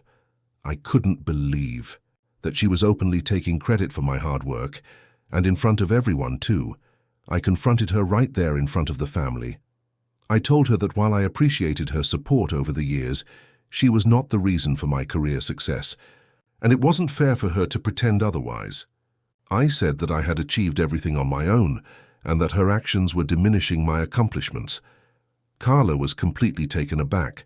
She got defensive and said that I was being ungrateful. She claimed that all she had done was offer her sounding board, and that she had been there for me when I needed to talk things out, but I wasn't buying it. I told her that I didn't need anyone to take credit for something that I had worked so hard for. Our parents were silent during the conversation, and when I looked to them for support, they just shrugged it off as sibling rivalry. But Carla was furious. She accused me of making her feel small and unimportant, and said that if I didn't acknowledge the help she had given me, she would never be able to look at me the same way again. That night, Carla left the family gathering in a huff, and I could tell that she was furious with me. I felt justified in speaking up, but now after a few weeks of reflection, I'm starting to feel like I may have overreacted. I can't shake the feeling that maybe I could have handled it more tactfully without causing such a rift. Since then, Carla has been distant, and our relationship has become increasingly strained. She hasn't reached out to me, and whenever we do interact, it feels like there's a wall between us. Our parents have been constantly asking me to make peace with her and move on from the incident, but I'm not sure how I can do that when she's still claiming credit for something I've worked so hard to achieve. I've tried to focus on my career and personal life, but I can't help but feel torn about whether I should have just let Carla have her moment of helping me, even if it wasn't true. I know I'm not obligated to let her take credit for my success, but the fallout has been more than I anticipated, and I'm starting to wonder if I'm the one who overreacted. So Reddit, am I the a-hole for not letting my sister take credit for my career success? Am I the a-hole for telling my best friend she's not invited to my wedding, after she told me my engagement ring was ugly? I, 30F, have been best friends with Laura, 29F, since we were in high school. We've been through everything together: heartbreaks, family issues, job struggles, you name it. She's always been the one I could rely on for support, and I've always considered her my closest friend. However, lately, things between us have become strained, and I'm not sure if I'm the one at fault here. I recently got engaged to my fiancé, Tom, 32 Mem. Tom and I have been together for 4 years, and we're planning a small wedding with just close family and friends. I'm excited about the future and everything that comes with it, but there's one thing that's been bothering me: Laura's reaction to my engagement ring. I know that engagement rings can be a sensitive topic for some people, but I've always been very clear with Tom about the kind of ring I wanted. I wasn't looking for something extravagant or flashy. I wanted something simple and meaningful. Tom took my preferences to heart and chose a beautiful vintage-style ring with a modest diamond. It's exactly what I envisioned: elegant and understated, but still special. I was so excited to show Laura the ring when I first got engaged. We've always shared every milestone in our lives, so I thought she'd be thrilled for me. But her reaction was not what I expected. When I showed her the ring, she immediately raised an eyebrow and said, "It's not really my style." I laughed it off at first, thinking maybe she was just trying to be funny, but then she continued, "Honestly, I expected something bigger, like you deserve a ring that stands out more." I felt a little deflated. I know it's not the most expensive ring, but it meant something to me, and I thought Laura would be happy for me. I told her that I loved it, and that's all that mattered, but she didn't drop it. "I just think you could have gotten something a little more impressive," she said, still eyeing the ring. At this point, I was feeling uncomfortable. It felt like she was criticizing something that was very personal to me, but I didn't want to make a big deal out of it, so I tried to move on from the conversation. A few weeks later, I was talking to Laura about my wedding plans. I told her that Tom and I were keeping the guest list small and that I was focusing on making everything as personal as possible. Laura seemed excited and supportive, but then she brought up the topic of the ring again. "So, are you going to get a better ring for the wedding?" she asked casually. A wedding band that actually matches the engagement ring." I was stunned. I couldn't believe she was still talking about my ring like this. I explained again that I loved it just the way it was and didn't need anything more. But she just shrugged and said, "I mean, you can do better, but whatever." The next few weeks were filled with wedding planning stress. I was dealing with all the typical drama that comes with organizing a wedding, and I really needed the support of my closest friends. But every time I talked to Laura, it felt like she was subtly undermining my choices. She didn't like my wedding dress, saying it wasn't flattering enough. She didn't like the venue we chose, calling it too small and not very fancy. And then to top it all off, she made another comment about the ring. I was starting to feel really hurt. I tried to brush it off, but it was getting harder. It felt like Laura wasn't happy for me, and every time she made a comment about the ring or the wedding, it made me feel like nothing I was doing was good enough. I started to question if she was really my friend anymore. Finally, things came to a head during a conversation we had a couple of weeks ago. We were talking about the wedding guest list when she said, "Honestly, if I were you, I'd invite more people. You're having such a small wedding, it almost seems like you're ashamed of it. And I still don't get why you're settling for such a small ring. I mean, you deserve better." I felt my blood boil. At that moment, I snapped. I told Laura that I didn't need her judgment about my wedding, my ring, or anything else. I told her that she had made me feel unappreciated, and it seemed like, no matter what I did, she was always trying to tell me what I should be doing instead. I told her that I didn't want her at my wedding, because I didn't need anyone around who couldn't be genuinely happy for me. Laura was silent for a moment, before she started to cry. She told me I was being too sensitive, and that she was only trying to help me make better choices. She said she never meant to hurt me, but that I was taking everything the wrong way. She kept insisting that she was just trying to be honest, and that I should be grateful for her constructive criticism. I tried to explain that her help wasn't making me feel better. It was making me feel worse. I told her that I couldn't have someone at my wedding who didn't respect my choices or my vision for the day. After a long argument, she ended the conversation by saying, I can't believe you're choosing a ring over our friendship." That comment stung, but at this point, I felt like I had no choice. I told her that if she couldn't support me, then maybe it was time for us to take a break from our friendship. I told her that I would still love her, but I couldn't tolerate the constant negativity around such an important time in my life. Since then, Laura has barely spoken to me. She's been posting passive-aggressive things on social media, and it feels like I've lost a friend that I've known for years. I've been questioning if I was too harsh in kicking her out of my life, especially over something as trivial as a ring. But the more I think about it, the more I feel like I made the right call.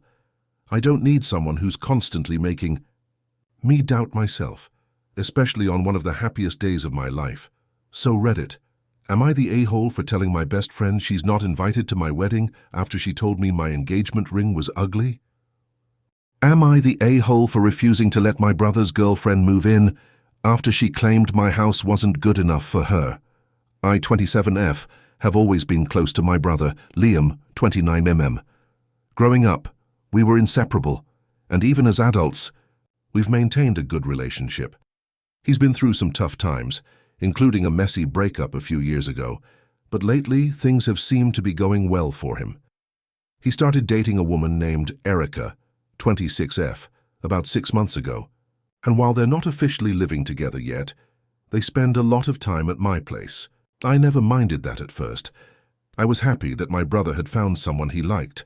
However, things have been escalating in a way I didn't expect, and I'm starting to feel really uncomfortable with the situation. I'm unsure if I'm being too sensitive or if my feelings are justified. I'm hoping someone can help me figure this out. I live in a small house, nothing fancy, just a modest 2-bedroom home. It's a starter home that I've managed to maintain by myself since I bought it a few years ago. My job doesn't pay a huge amount, so it's not a place where I could afford to have extravagant parties or entertain in any grand way. But I love it. It's cozy, and it's mine. A few weeks ago, Liam and Erica came over for dinner, and it was the first time she really spent a lot of time at my place. At first, everything seemed fine. We had a nice evening, but then, as they were leaving, Erica made a comment that really rubbed me the wrong way. She said, "Your place is cute, but I always imagined my home to be bigger, you know?" She smiled awkwardly as she said it, but the tone of her voice made me feel like I should have a bigger house, that somehow my home wasn't good enough. I brushed it off, thinking maybe I was overreacting. After all, she didn't mean anything by it, right? But then, a few days later, Erica brought up the topic again. She asked if I'd ever thought about upgrading to a bigger house, maybe even in a more desirable neighborhood. I was taken aback and said that I was happy with where I was, but she kept pressing. I mean, it's fine now, but if you want a real family home someday, this place might be too small. I could feel my chest tightening as she continued talking. It was like she was implying that because I had a modest home, I wasn't setting myself up for anything more. I kept my cool, though, not wanting to make a scene. Liam didn't seem to notice, and I didn't want to cause drama between him and me, especially since they'd just started dating. But then, last week, everything changed. Liam called me and asked if I would mind if Erica and he moved in with me temporarily. He explained that they had been having issues with her apartment. Her landlord was raising the rent, and she wasn't sure if she wanted to stay there. He told me that it would only be for a few months while they figured things out. He even reassured me that they wouldn't cause any issues, that they'd stay out of my way. I was a bit shocked. I don't mind my brother staying over now and then, but living here full-time? I hesitated and asked if they had looked into other places first. Liam said that Erica wasn't happy with her options. I felt a little uneasy, but I agreed, telling him I needed to think about it. That night, Erica called me directly, and when I picked up, she wasted no time in telling me that she was really looking forward to staying with me, and that it would be so much more comfortable than where she's living now. She went on to explain that my house had so much potential, and that with a little work it could be a beautiful space. She also mentioned that she could help me decorate to make it more modern. I felt like she was trying to sell me on the idea, but it made me uncomfortable. It didn't feel like she was asking for a place to stay. It felt like she was making plans for my home. I said, "Look, I'm not sure this is the right move. I don't have the space to accommodate both of you long term, and it's a lot to take on, especially with my schedule. Erica's tone shifted. She got quieter but more insistent. I understand, but I just think you're not looking at the bigger picture. This place could really work for us. It's just a matter of making it more comfortable. Don't you want to have a better space to live in, especially since you're planning on settling down? At this point, I felt really uncomfortable. I wasn't even planning on settling down in that sense anytime soon. My home, as small as it was mine, and I didn't want to feel like I was compromising it to accommodate someone else's vision of what it should be. It felt like Erica was already treating my house like it was hers, and I hadn't even agreed to her living there yet. I told her, I'm not comfortable with it. I appreciate you thinking about it, but this isn't a good fit for me. There was a long pause, and I could hear her taking a deep breath on the other end of the line. She then said, "Well, I guess I understand. It's just, your house is a little small and I thought you'd be more open to the idea. It's disappointing, but I guess we'll just have to figure something else out." That's when I realized she wasn't just upset that I wasn't offering my space. She was disappointed because she thought my house wasn't good enough for them to live in. I told her again that I wasn't comfortable with the idea, and she finally ended the conversation, saying she would talk to Liam about it. A few days later, Liam called me sounding upset. He asked why I hadn't agreed to let them move in, and I explained how I felt about Erica's comments and how she had made it clear that my house wasn't good enough for her. Liam didn't get it. He told me that I was being too sensitive and that I was overreacting. He said I should have just said yes and not made it a big deal. I tried to explain my point of view, but Liam kept telling me I was being selfish. He said that he and Erica had nowhere else to go, and I was acting like I was doing them a favor, even though they'd be helping me by making my place nicer. That's when I had to put my foot down. I told Liam that I couldn't allow someone into my home who didn't respect me or my space.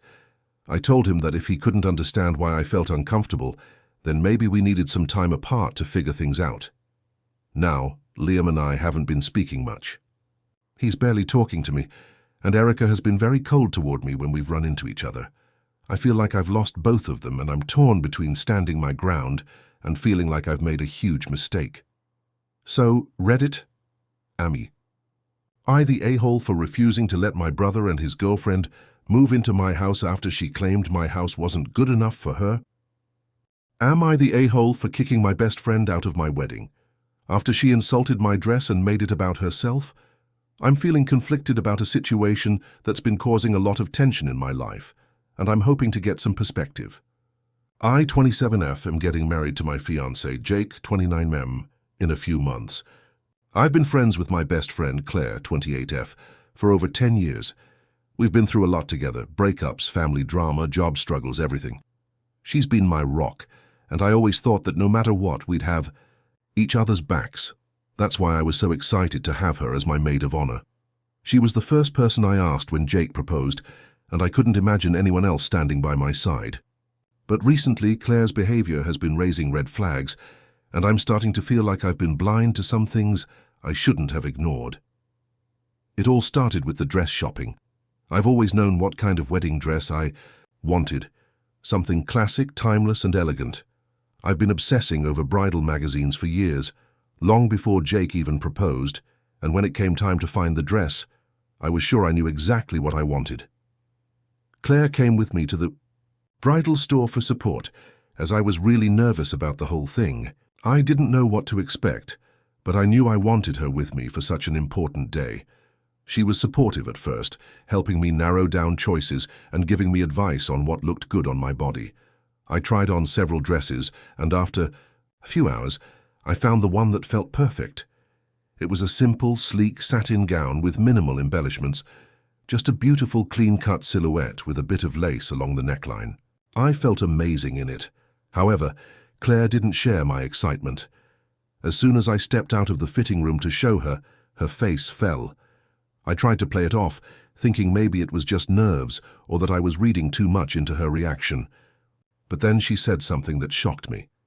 "It's nice, but I thought you were going to go for something more grand." "This is really simple. Are you sure you want to look so plain on your big day? I was taken aback. I had spent months trying to find something that felt me and wasn't over the top, and here she was calling it plain. I explained that I wanted to look timeless, not overdone, but Claire wouldn't let it go. She kept making comments like, "I thought you'd want something with more bling, something that really stands out. And your wedding day should be unforgettable. This dress isn't going to make any impact." I tried to brush it off, but I could tell she wasn't done. The day ended with me feeling deflated and questioning my decision. The last thing I wanted was for my best friend, someone I trusted, to make me second-guess myself. A few days later, Claire sent me a long message. At first, I thought it would be an apology for the dress comments, but instead, it was her laying out her opinions on the wedding as a whole. She basically told me that I wasn't thinking big enough. She said my wedding felt small, that I should have a bigger guest list, a more extravagant venue, and less boring decor.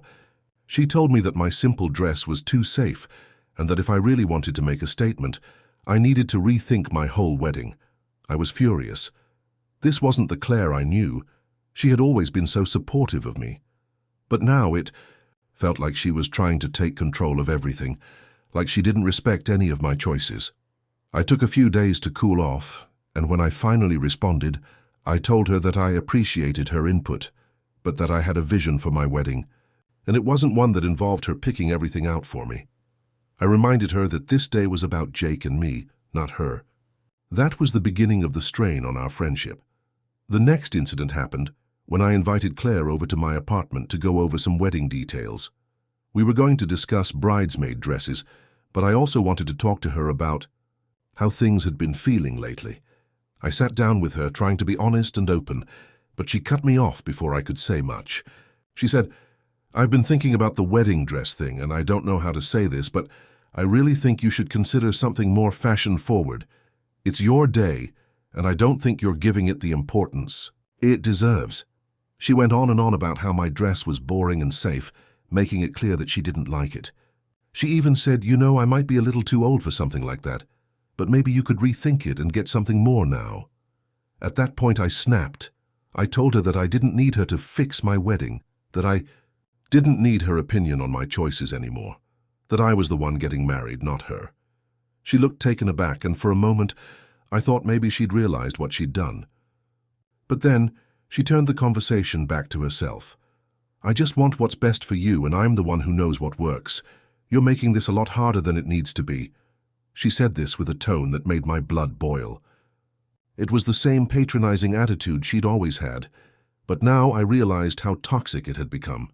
She was treating my wedding like her own, like I was just some accessory to her idea of what was best. The final straw came during the rehearsal dinner. I had everything set up perfectly. The venue was intimate, the food was wonderful, and I was finally feeling like things were falling into place. But Claire had other ideas. She started rearranging the seating chart without telling me, moving people around as if she had a better understanding of what I wanted than I did. She even took it upon herself to change my centerpieces, replacing the soft, romantic flowers I'd chosen with huge, flashy arrangements she thought would look better in the photos. I had finally had enough. I asked her to leave. I told her I couldn't have her around anymore if she couldn't respect my decisions. I told her that I needed someone by my side who would support me, not try to make everything about herself. It was one of the hardest things I've ever done. Claire left in a huff, and since then, I've barely heard from her. My mum has tried to mediate, telling me that it's just a wedding and that I shouldn't make a scene. But I stand by my decision. Jake agrees with me. He said that while he understands Claire's enthusiasm, her behavior was out of line. But my family has been divided. Some people say I did the right thing, while others are questioning why I didn't just let it go. So Reddit, am I the a-hole for kicking my best friend out of my wedding after she insulted my dress and made it about herself? Am I the a-hole for telling my son I don't trust his fiancée and refusing to pay for their wedding? 57M, have 3 kids, Alex, 30M, Tori, 28F, and Mason, 24M. My wife, Sandra, 56F, and I have been married for 33 years, and we've always Done everything we could to give our kids a good life. Emotional support, financial help, family vacations, college tuition, and a down payment for each of their first homes. I'm not trying to brag, just giving context. We're not millionaires, but we planned our finances carefully, and were lucky enough to be able to help our children launch into adulthood responsibly. At least, that was the plan. Alex is the oldest and, until recently, was the one I was the proudest of. He went to a top-tier university, graduated with honors, got into tech, and was living what I considered a smart, stable life. No major drama, no red flags. He dated off and on in his 20s, but seemed to be focused on building his career and enjoying travel. Sandra and I had no concerns until he met her. Her name is Miranda, 29F, and she came into Alex's life about 18 months ago. At first, she seemed fine, pretty, bubbly, outgoing, a little intense but nothing too alarming. They met through friends and started dating quickly, but something about her rubbed me the wrong way from the very beginning, and I really tried to ignore it. The first red flag came 3 months in when Alex came over for dinner and casually mentioned that Miranda had moved into his apartment. Sandra and I looked at each other, surprised. He hadn't told us they were even thinking about living together. He just said it made sense financially. When we asked what she does for work, he said she was taking a break from corporate life and focusing on her wellness coaching business. That turned out to mean she was running an Instagram account with vague advice about self-love, affirmations, and energy alignment while doing paid tarot readings over Zoom. Sandra tried to be open-minded. I tried to be polite. But over time, it became clear Miranda was the kind of person who talks a lot, listens very little, and always centers herself in every conversation. When we invited them over for dinners or family events, she'd dominate the room, talking about her gifts, her past lives, and how certain people had negative energy that she just couldn't be around. On 3 separate occasions, she flat out told Sandra that our house had stale masculine energy and once cleansed our living room with burning sage without asking. She lectured my daughter Tori, who's a nurse, about how Western medicine is killing the body's natural vibration, and told Mason he was too logical and needed to let go of his ego. She even told me that I carried resentment, energy from my lineage, and needed to break the cycle. I brushed it off at the time, but looking back, it's astounding how rude and overstepping she's been from day one. I kept waiting for Alex to notice, to say something, to realize he was being love-bombed by someone who seemed to be sinking her claws into him, but it never came. Instead, he doubled down. Last Thanksgiving, after Miranda had been dating Alex for barely a year, they sat us down and announced they were engaged. The room fell completely silent. Sandra plastered on a smile, but Tori literally choked on her wine. Mason asked if they were joking. Alex said he'd proposed during their yoga retreat in Costa Rica, where apparently Miranda told him that. Her spirit guide said it was time to bind their souls. I wanted to scream, but instead I congratulated them. Sandra did too. We smiled, nodded, said all the right things. I kept hoping maybe the engagement would stretch out a couple of years. Maybe Alex would come to his senses. But then Miranda dropped the bomb. They wanted to have the wedding in 6 months, and they were hoping we'd help pay for it, just like we did for Tori last year. Now, here's the thing. We did help pay for Tori's wedding, about $20,000. It was modest, tasteful, and she and her husband paid for the rest themselves. Mason isn't married yet, but we've set aside the same amount for him when he's ready. But the difference here is trust. We love Tori's husband. We trust him. He's thoughtful, responsible, kind. The same goes for Mason's long-term girlfriend. But Miranda, I don't trust her at all, so I told Alex I wanted to talk to him privately, just the 2 of us. We went for a walk a few days after the announcement. I told him I loved him, but I needed to be honest. I didn't feel comfortable paying for a wedding to someone I didn't trust. I told him I had concerns, not just about her joblessness or her wellness business, but about the way she spoke to people, how she inserted herself, how she talked down to our family, and how I felt like she was isolating him from us slowly and surely.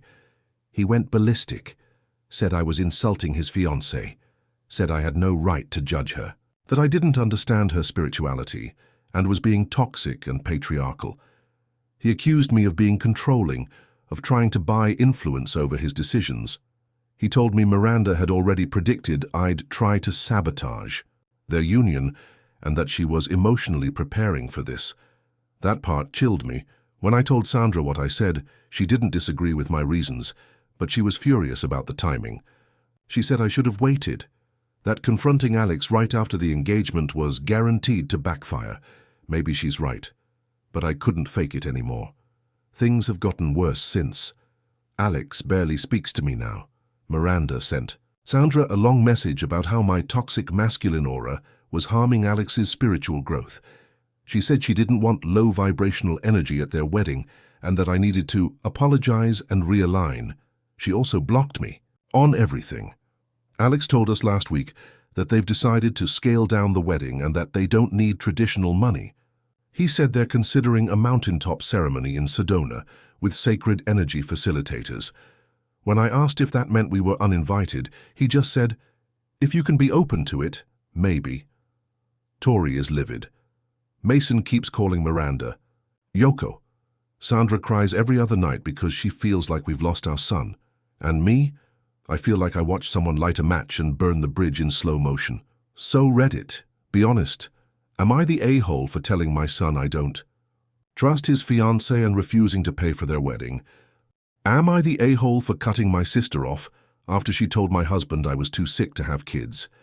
This situation has been tearing my family apart, and I'm unsure if I'm in the wrong or if my sister, Olivia, 33F, has just crossed a line that can't be uncrossed. I, 30F, have been married to my husband, Ethan, 32M, for 4 years. We've been trying to have kids for nearly 2 years now. It hasn't been easy. I was diagnosed with a chronic autoimmune condition that affects my fertility, and I've been in and out of doctor's appointments, treatments, and surgeries since we started trying. My doctors have been optimistic, but the road is long and filled with setbacks. Ethan has been incredibly supportive, and we've both agreed that we'd go through this together, no matter how long it takes. When I first found out about my fertility issues, I wasn't sure how to handle it. I'm a very private person, and I didn't want anyone to know, especially not my family. I knew they'd try to be supportive, but I also knew that they wouldn't fully understand. My parents, while well-meaning, are the type who offer solutions without fully listening. They'd probably recommend vitamins, lifestyle changes, or natural remedies that I know won't help, and I didn't want to have those conversations over and over again. So, Ethan and I decided to keep things private. We didn't share much with anyone except for our close friends. I'm sure some people noticed we weren't having kids as quickly as they thought we would, but no one brought it up, except for Olivia. Olivia and I have always had a complicated relationship. Growing up, she was always the confident, loud, and successful one, while I was more reserved. Olivia has always been a bit of a know-it-all, and she tends to make everything about her. She's an extremely competitive person, and for years it felt like everything I did was compared to her. She'd make comments like, "You're not really into fashion like I am," or "Why can't you just be more confident?" Even when I was struggling, she'd brush it off with, "It's not that hard, you just need to try harder." That attitude didn't change as we got older. She'd always show up at family events, dressed to the nines, talking about her latest promotion or her new business venture. And I'd just sit there, trying to make small talk, feeling like I was invisible. But I always let it slide. After all, she's my sister, and I didn't want to make waves. A few months ago, Olivia started bringing up the topic of children. She'd ask questions like, "So when are you two going to start a family?" Or, "You're not getting any younger." You know. At first I let it slide, telling her we were working on it and that it was something we were figuring out. But then, during a family gathering, she took it a step further. She cornered me while I was in the kitchen, and in front of my mom and a few other relatives, she casually said, "You know, maybe it's time you start looking into other options. I don't want to say this, but I don't know if your body can handle it." I froze. I couldn't believe she would say something like that in front of anyone, let alone our family. Before I could say anything, she added, I've heard of women with conditions like yours, and sometimes it's just not in the cards for them. Maybe it's time to face reality and think about adoption or surrogacy." The room went quiet. I could see my mum's face shift, her eyes darting between me and Olivia. I felt like I was choking on my words. I snapped. I told Olivia she had no right to speak to me like that she didn't know the first thing about my medical situation, and that if I wanted to talk about it, I'd do it on my terms. Olivia, being who she is, didn't back down. She said she was just trying to help, and that I shouldn't be so sensitive. After all, it wasn't a big deal, right? It was just a conversation. I left the family gathering that night, my heart pounding in my chest, angry and humiliated. Ethan was furious. When I told him what happened, he wanted to call her and give her a piece of his mind, but I didn't want to escalate things. But the more I thought about it, the angrier I became. Olivia had crossed a line. She had publicly humiliated me and disregarded my privacy in the worst possible way. She wasn't just overstepping, she was being cruel. A few weeks later, I received a message from Olivia. She apologized, but not in a way that felt genuine. It was more like a sorry, not sorry kind of apology. She told me that she didn't mean to hurt me, but that she was just trying to be honest.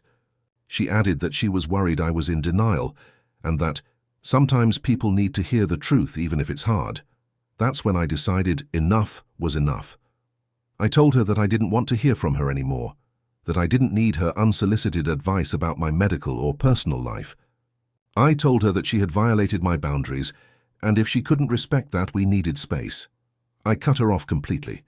Since then, the family dynamics have become tense. My mum has tried to mediate, saying that I'm being too harsh and that I should let Olivia back into my life. She says Olivia is just trying to help and that I should get over it. But I can't. I can't get over the fact that she humiliated me and treated my fertility struggles like a joke. I've been talking to Ethan about it, and he agrees that Olivia overstepped, but he thinks I'm being too quick to cut her out of my life. He thinks I should at least give her a chance to redeem herself, but I just can't shake the feeling that she's never really been on my side. So, Reddit, am I the a-hole for cutting my sister off after she told my husband I was too sick to have kids? Am I the a-hole for telling my wife's sister she needs to move out, even though she has nowhere else to go? This has been building for months, and I honestly don't know what the right thing to do is anymore. For background, I, 38M, have been married to my wife Emily, 36F, for 11 years. We have 2 kids, Jake, 9, and Ellie, 6. We have a relatively peaceful home, both work full-time, and we've always had a good balance in terms of family and responsibilities. That was until her younger sister, Courtney, 28F, moved in with us temporarily. Courtney has always been the black sheep of the family. She dropped out of college in her second year, bounced from job to job, got involved in some questionable relationships, and lived paycheck to paycheck in different cities. She's charming, funny, creative, and emotionally manipulative as hell. Emily has always felt this guilt-laced responsibility to help Courtney through her life crises, which have been constant for as long as I've known them. About 8 months ago, Courtney called Emily in tears after breaking up with her ex-boyfriend, the third in 2 years. She said she had no job, no money, and nowhere to go.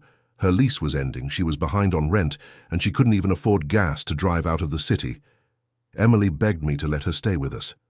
She swore it would be just for a few weeks, while Courtney got on her feet, looked for work, and figured out her next move. Against my better judgment, I said yes. She showed up 3 days later with 3 garbage bags of clothes, 2 duffel bags, a cat, and 0 plans. She immediately took over our guest room. That first week, I gave her space, assuming she'd be applying for jobs or maybe contacting friends. Nope. She slept in until 11, watched Netflix on her iPad in bed, ordered food delivery on Emily's card, and scrolled Instagram while blasting music. I bit my tongue. Week 2, still nothing. No job hunting, no help around the house, no initiative. Emily and I had our first argument about it. She said Courtney was depressed and needed time to adjust. I countered that she was 28, not 18, and needed to get off her ass and contribute. Emily asked me to just give her some time. Again, I bit my tongue. Fast forward 2 months. Courtney was still unemployed, still sleeping half the day, and had actually started causing drama in the house. She would borrow my wife's makeup and clothes without asking, leave the bathroom like a war zone, let her cat roam and destroy the furniture, and constantly made sarcastic comments about how suburban life was killing her soul. She started giving unsolicited parenting advice, telling me I was too strict with Jake and that Ellie needed more creativity, less rules. I snapped one day when she gave Ellie peanut butter cookies, despite knowing she has a nut allergy. When I confronted her, she laughed and said she forgot, and that one bite wouldn't have hurt. We ended up rushing Ellie to urgent care because she started wheezing and breaking out in hives. That's when I told Emily that I wanted Courtney out, now. Emily defended her, saying it was an honest mistake and that I was overreacting, so I laid down an ultimatum, 3 more weeks. That gave Courtney nearly 3 months of free rent, food, Wi-Fi and shelter. I said if she wasn't actively working or making plans to leave by then, I would start packing her things myself. Emily cried, said I was being cruel but didn't argue further. Then came what I call the weaponized helplessness phase. Suddenly, Courtney started crying a lot more, walking around the house like a ghost, sleeping all day, and forgetting to clean up after herself. Emily began taking care of her like she was another child. She would bring her food, cover for her, clean her messes. It was like she regressed into some helpless teenager, and Emily played right into it. Meanwhile, I was getting more and more bitter. The energy in the house was tense. The kids started noticing that I was short-tempered, and Emily and I were barely speaking. Every time I brought it up, it turned into a fight. Emily kept saying, she just needs support, she's trying. But I saw no effort from Courtney. 0. Every time I asked if she'd applied for jobs, she said, the market sucks or no one wants creatives. She rejected remote gigs Emily found for her. She refused to work retail or anything she considered below her. At the end of the 3-week grace period, I told Courtney we needed to talk. She rolled her eyes and said, here comes the eviction notice. I told her calmly that she'd overstayed her welcome, that she hadn't kept up her end of the agreement, and that it was time for her to start packing. I even offered to pay for a motel for 1 week and give her $500 to get started. She flipped, started sobbing, saying I was heartless and cruel and that she had nowhere else to go.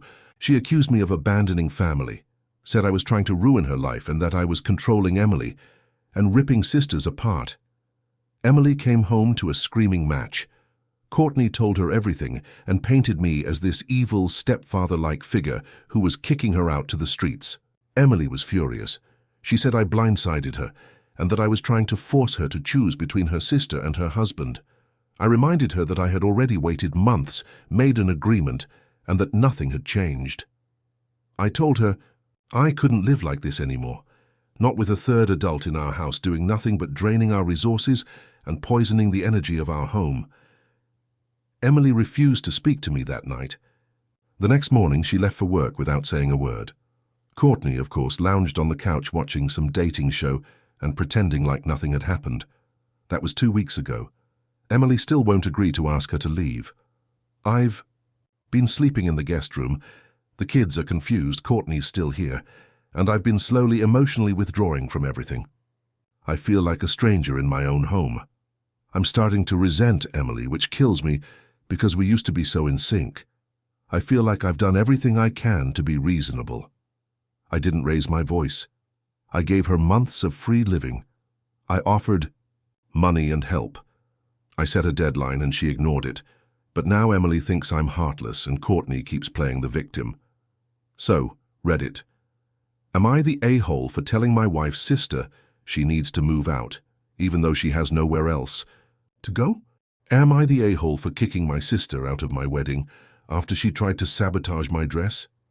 This might seem petty to some, but I've been dealing with this issue for years, and I finally snapped.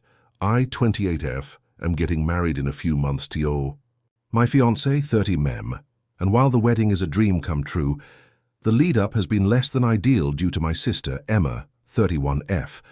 I've always had a complicated relationship with Emma. Growing up, she was the golden child in our family. She was the older sister, the one who excelled in everything, school, sports, social life. My parents always fawned over her, and she never let me forget that she was the better one. I was always the quiet, underachiever in her shadow, which I think caused a lot of the resentment that has lingered between us. That resentment never really went away, even as we grew older. We were never close in adulthood. In fact, we rarely saw eye to eye. She moved to another city a few years ago, and we only kept in touch through texts and the occasional family event. Even at those, she would always make backhanded comments about my life choices, my career, my relationships, just general superiority that would always rub me the wrong way. I've been engaged to my fiancé, Matt, for a year now, and we decided to keep our wedding relatively small, inviting close family and a few friends. I chose my wedding dress after months of searching. It's a beautiful, vintage-inspired gown with intricate lace and a vintage feel. It's perfect for me, and I love it. Here's where the issue started. A few weeks ago, Emma came into town for a visit. She didn't live in the same city as me anymore, so it was always a big deal when she came to town. When she found out I'd bought my wedding dress, she insisted on coming with me to my final fitting. I hesitated because of our history, but my mom encouraged me to let her join.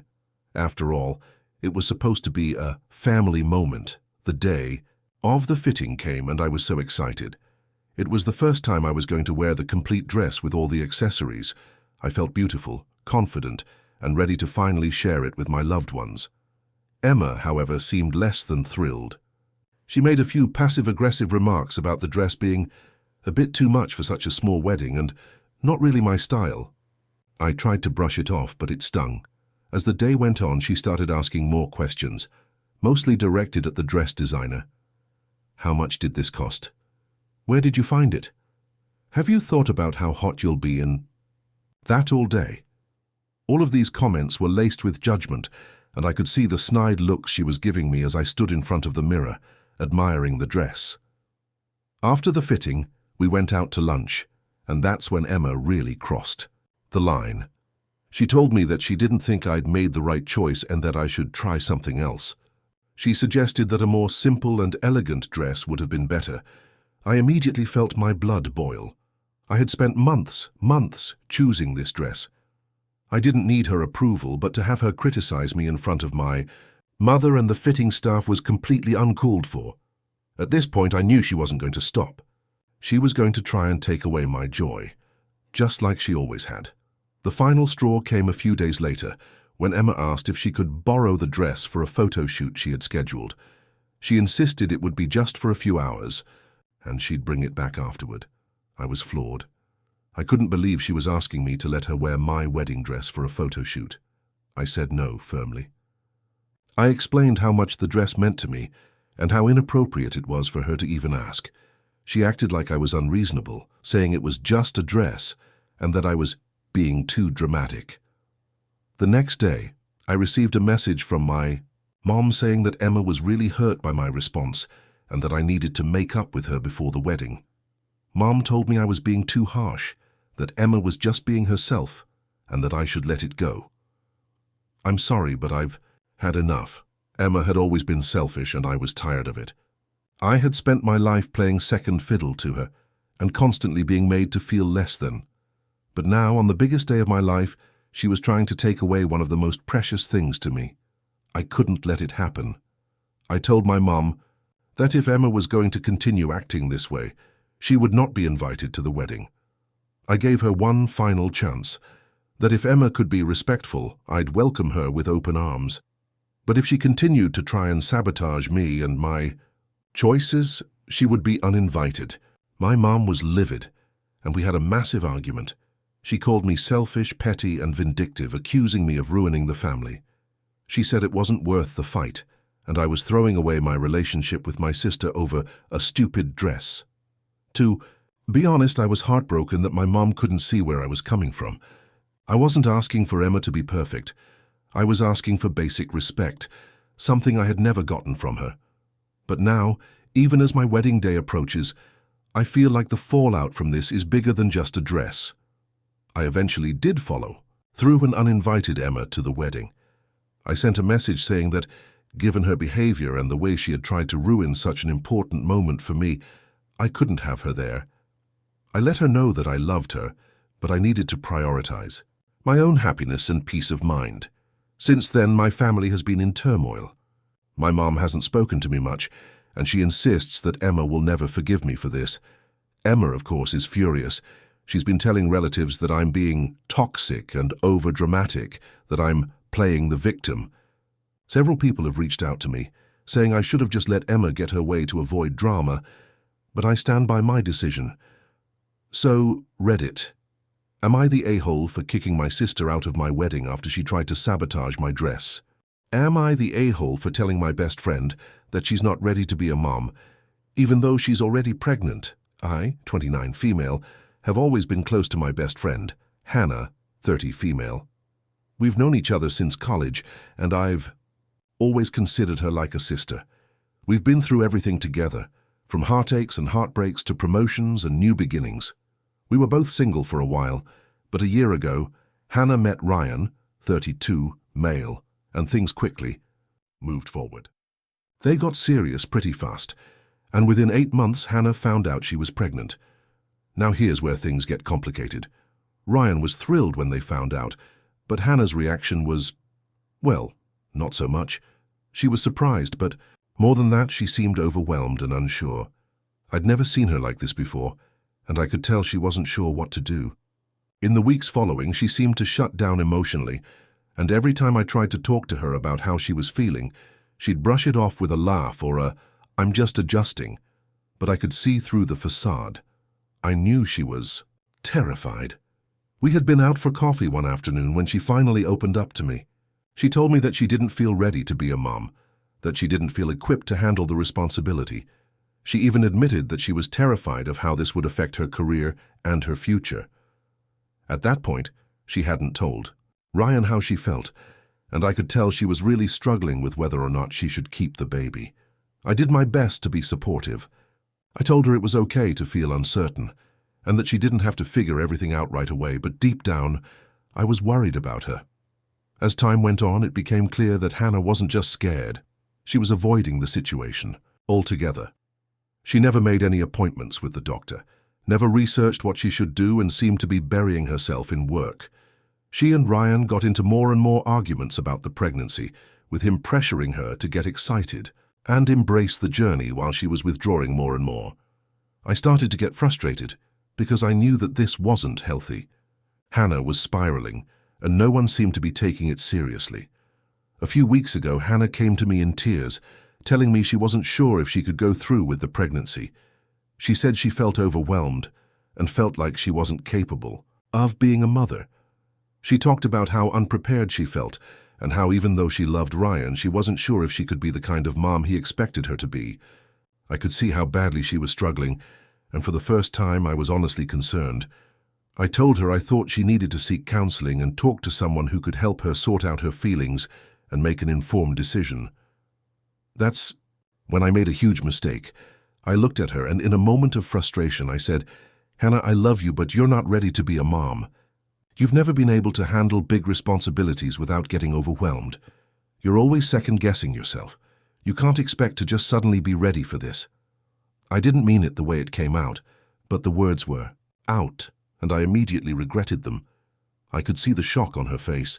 She looked like I had slapped her, and I could tell I had just struck a nerve. She stood up, wiped her eyes, and told me she needed some space.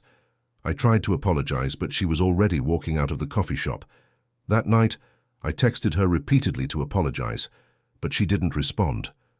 The next day, she called and told me she couldn't talk to me right now. A week went by and I didn't hear from her. I felt awful, but I also couldn't shake the feeling that what I said was true.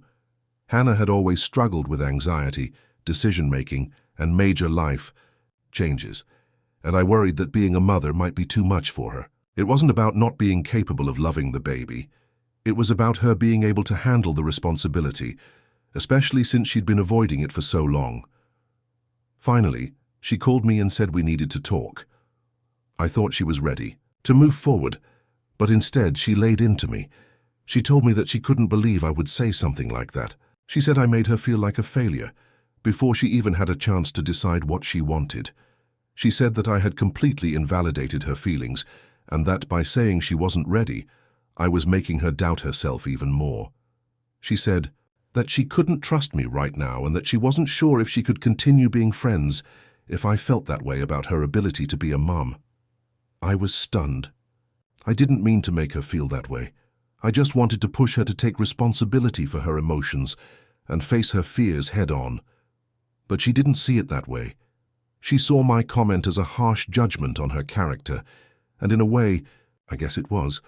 Since then I've tried to apologize again, but she's been distant. I can tell she's hurt and angry, and I'm afraid I may have permanently damaged our friendship. I still believe that Hannah needs to make a decision about the pregnancy, but I also realize now that I was wrong to tell her she wasn't ready. I should have been more supportive and patient instead of pushing her into feeling like she was incapable. So now I'm left wondering, am I the a-hole for telling my best friend that she wasn't ready to be a mum, even though she was already pregnant? Am I the a-hole for telling my brother's fiancée that he has been hiding a major secret from her? I, 27, female, have a brother, Tom, 30, who's been dating his fiancée, Lisa, 28, for about 3 years.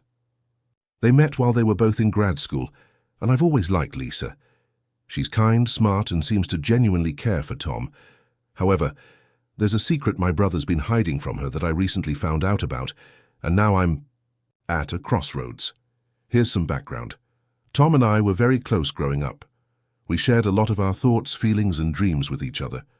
We had each other's backs no matter what, and even though we've both gotten busy with our own lives as we got older, we still try to stay in touch regularly.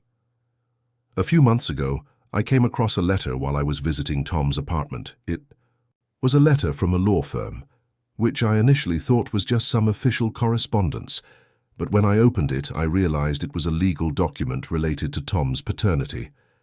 The letter stated that Tom had fathered a child 5 years ago and had been paying child support ever since. The letter didn't go into details about the woman involved, but it mentioned that Tom was legally required to maintain support payments and that his failure to do so could result in legal action. At first, I thought there must be some mistake. Tom never mentioned anything about having a child, and we've always been close enough that I would have heard about something like this. But as I dug deeper, I discovered more evidence. There were bank statements showing regular child support payments, and I found a few old photos of Tom with a young child that seemed to be from when he was in his late 20s. I also found messages in his email about the arrangement, including one from the mother of the child asking for an increase in support. Naturally, I was shocked. I couldn't understand why Tom had kept this secret from me, and more importantly, why he hadn't told Lisa. I immediately confronted him about it, and he admitted everything. He told me that he had been in a brief relationship with a woman named Olivia during his final year of grad school, and she had gotten pregnant. Tom said that when he found out she was pregnant, they both decided to keep it quiet, and he agreed to pay child support without making it public. He mentioned that he never told Lisa about it because he was afraid it would ruin their relationship. According to him, Olivia had never wanted to be in the spotlight, and she had kept everything under wraps for the sake of privacy. I was furious, not because I was angry at him for the child, I understand that these things happen, but because he kept it from Lisa. I asked him why he hadn't told her about this situation, especially since they were getting serious and planning to get married. He said that Lisa would never accept the fact that he had a child with another woman and that it would likely destroy their relationship. Tom claimed that Olivia had always wanted to keep their child's life separate from his, so he respected her wishes and didn't bring it up. He even said that he hadn't wanted to burden Lisa with it. At this point, I was conflicted. I understood why Tom might have kept this secret, but at the same time, I couldn't ignore the fact that Lisa was about to marry someone who was keeping such a huge part of his life hidden from her. I told Tom that he had to tell Lisa the truth before they got married. He argued that it was better to keep things the way they were, that telling Lisa would only complicate things and potentially ruin their relationship. He begged me not to say anything to her, saying that it wasn't my place and that I'd only make things worse. But the more I thought about it, the more I felt like it was wrong for me to stay silent. Lisa deserved to know the truth, so I did something that I've been questioning ever since. I reached out to Lisa. I tried to approach the conversation gently, explaining that I had some important information that Tom had been keeping from her.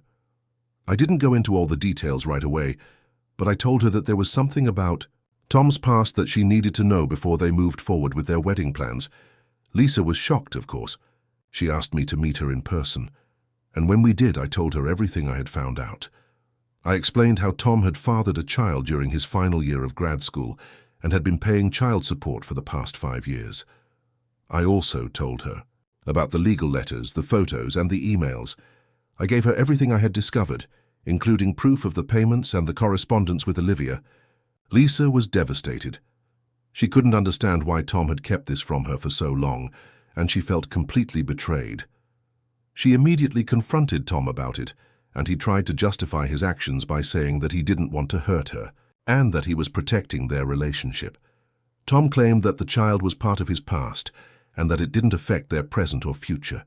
He said that Olivia had made it clear that she didn't want their child's existence to be public knowledge, and he had respected her wishes. But Lisa didn't see it that way. She felt like Tom had lied to her and had kept such an important part of his life hidden from her. She told him that she needed time to think and that their wedding was now on hold.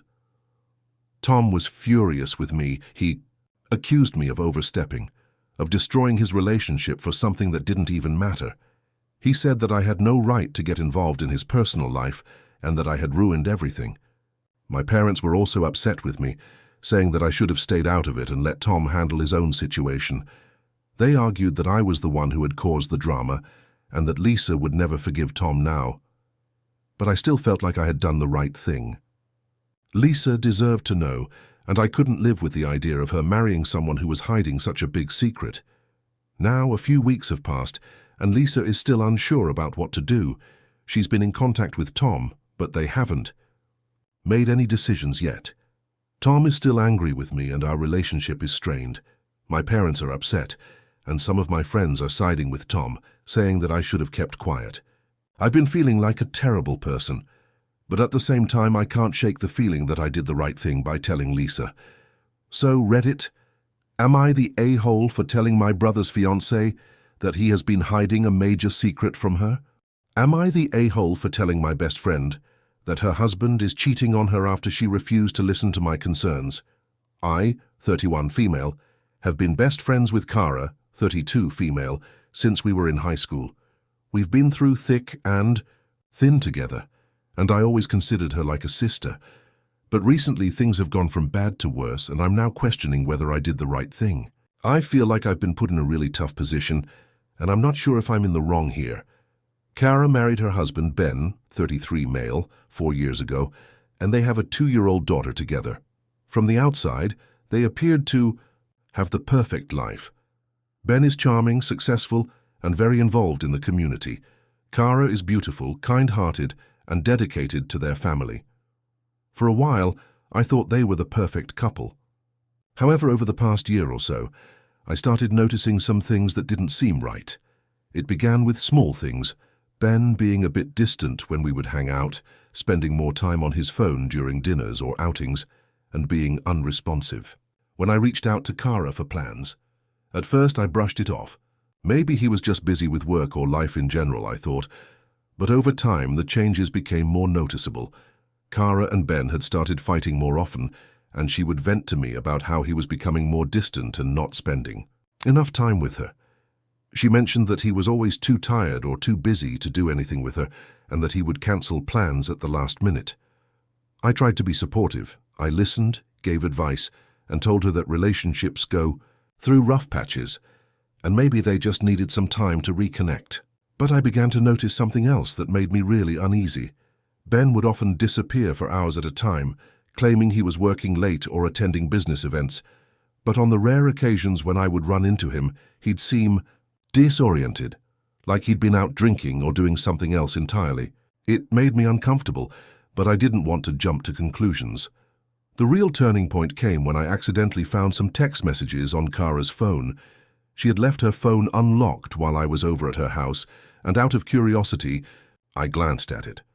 I know this was wrong and I feel guilty for invading her privacy, but I saw something that I couldn't ignore.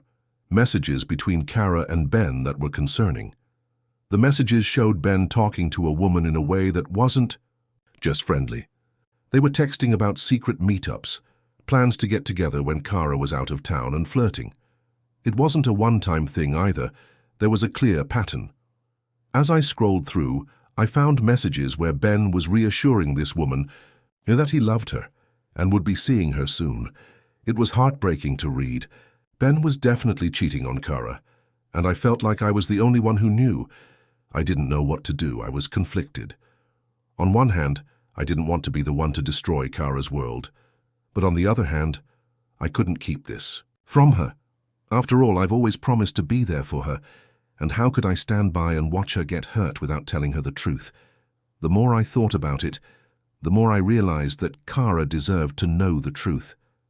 I wasn't going to sit back and let her stay in the dark while Ben was playing her for a fool. But I also didn't want to be the one to tell her in a way that would completely devastate her. It wasn't just about me being the messenger. It was about her mental and emotional well-being.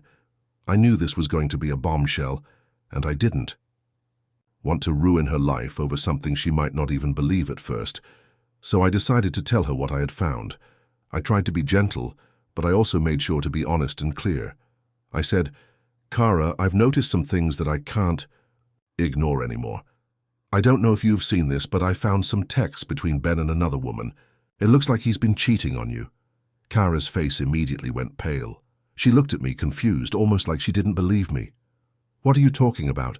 Ben would never do that," she said, shaking her head. "He's my husband. He loves me." "I thought so too," I said, trying to hold back tears. "But I've seen the messages. They're explicit, and they're not just friendly chats. It's serious." She didn't say anything for a long time. I could tell she was processing it, but she didn't want to believe it. Finally, she looked at me, and there was a mixture of hurt, anger, and disbelief in her eyes. "I can't believe you're doing this to me," she said, her voice shaking. "I've always trusted you. Why would you betray me like this? Why would you spread lies about my husband?" I was floored. "What? Kara, I'm not lying. I'm trying to protect you." "No," she said firmly, tears streaming down her face. "You've always hated Ben. You've never liked him. I can't believe you'd try to ruin my marriage." Over some text messages that could have been taken out of context. "This is so hurtful. I need you to leave." I was crushed. I had no idea how she could defend him so blindly. I tried to explain again, but she wouldn't listen. She threw me out of her house and told me never to come back. My heart was broken. This wasn't how I thought it would go at all. I thought I was helping her, but instead I had just torn apart a friendship that I thought was unbreakable. A few weeks went by and Kara completely cut me out of her life. I tried reaching out to her several times, apologizing for how things went down, but I never got a response. Ben, on the other hand, seemed to act like nothing had changed. I couldn't get over the feeling that something was terribly wrong, and I had done the right thing, but I felt guilty for being the one to expose it all. A month after I told Kara, I found out the truth. She had confronted Ben and he admitted to the affair, but instead of being angry, she chose to forgive him. I couldn't believe it. She was willing to overlook the betrayal and move on like it never happened. In her mind, it was just a mistake and something that would never happen again. Now I'm left questioning whether I was the asshole for telling her what I knew. She cut me off completely, and even though Ben admitted the affair, I can't shake the feeling that I've ruined everything. I didn't want to hurt her, but now she's made her choice, and I'm not a part of her life anymore. So Reddit, am I the asshole for telling my best friend that her husband was cheating, even though she didn't want to hear it? Am I the a-hole for exposing my sister's secret after she tried to ruin my wedding, I, 29, female, am getting married in a few weeks to the love of my life, Jake, 32. Everything has been pretty smooth up until now, and I've been really excited for the big day. My family, however, has been a bit of a mess. Specifically, my sister, Rachel, 32, has been causing me a lot of stress. Let me give you some context. Rachel and I have always had a complicated relationship. Growing up, she was the golden child. She was popular, athletic, and could do no wrong in our parents' eyes. I, on the other hand, was the quiet, bookish one. And while I was always loved, I was never the center of attention. This dynamic was fine growing up, but as we became adults, I started feeling like Rachel used her position as the golden child to manipulate situations, especially when it came to attention or money. The tension between us started to get worse about 2 years ago when I got engaged. I've always been a bit more laid back when it comes to planning things. I'm not into extravagance, and I wanted my wedding to be simple, intimate, and focused on the people I care about.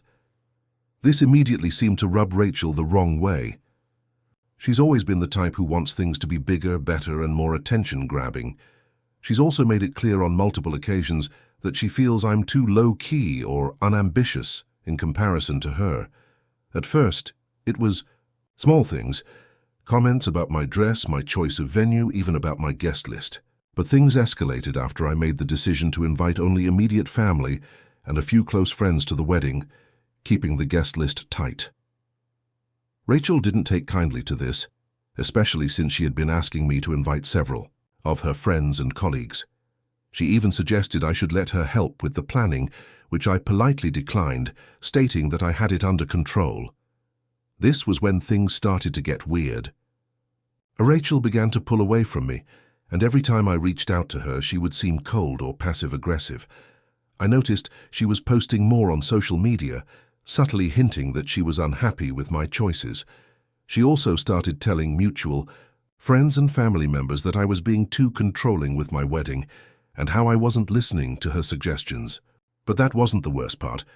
About a month ago, I started to notice some things that didn't sit right. Rachel started acting increasingly distant, and I found out through my mum that she had been telling people, including family members, that I wasn't speaking to her, and that I was being ungrateful for all the help she had supposedly offered with the wedding. But when I asked her about it, she denied everything, even going as far as to tell me that I was imagining things. The final straw came a week before the wedding, when I overheard a conversation between Rachel and my mom. Rachel was venting about how she felt betrayed by me and how I had stolen her spotlight. She said that she was the one who should be getting married, not me, and that my wedding was just another example of me taking what was rightfully hers. At first, I thought she was just venting, but then she mentioned something that made my stomach drop. She had been secretly planning to sabotage my wedding. Rachel had been telling people that I was being difficult and that I had changed my wedding plans at the last minute, causing unnecessary stress for everyone involved. She was telling my relatives that I was a bridezilla and trying to make it seem like I was being impossible to work with. She was also telling some of my close friends that she was going to take control of the wedding day and make it better. This was a full-blown attack on my character and reputation. I confronted her about it. I was shaking, so hurt and angry that she would go this far. She laughed it off at first, but when I pressed her for more information, she told me that I had no idea how much she had done for me and that she was only trying to help me have a better wedding. She said she felt like I was stealing her moment and that the wedding wasn't about me but about what everyone wanted. When I pointed out that she was trying to sabotage my big day, she got defensive and said I was being paranoid and jealous of her success. I couldn't let this go. I felt completely betrayed. Not only had she been trying to ruin my wedding, but she was also trying to make me look like a villain in front of my own family and friends. In a fit of frustration and hurt, I made the decision to expose what she had been doing. I took screenshots of the conversations she had been having with other people about my wedding and sent them to a few key family members, people who I knew would understand how toxic Rachel had been acting.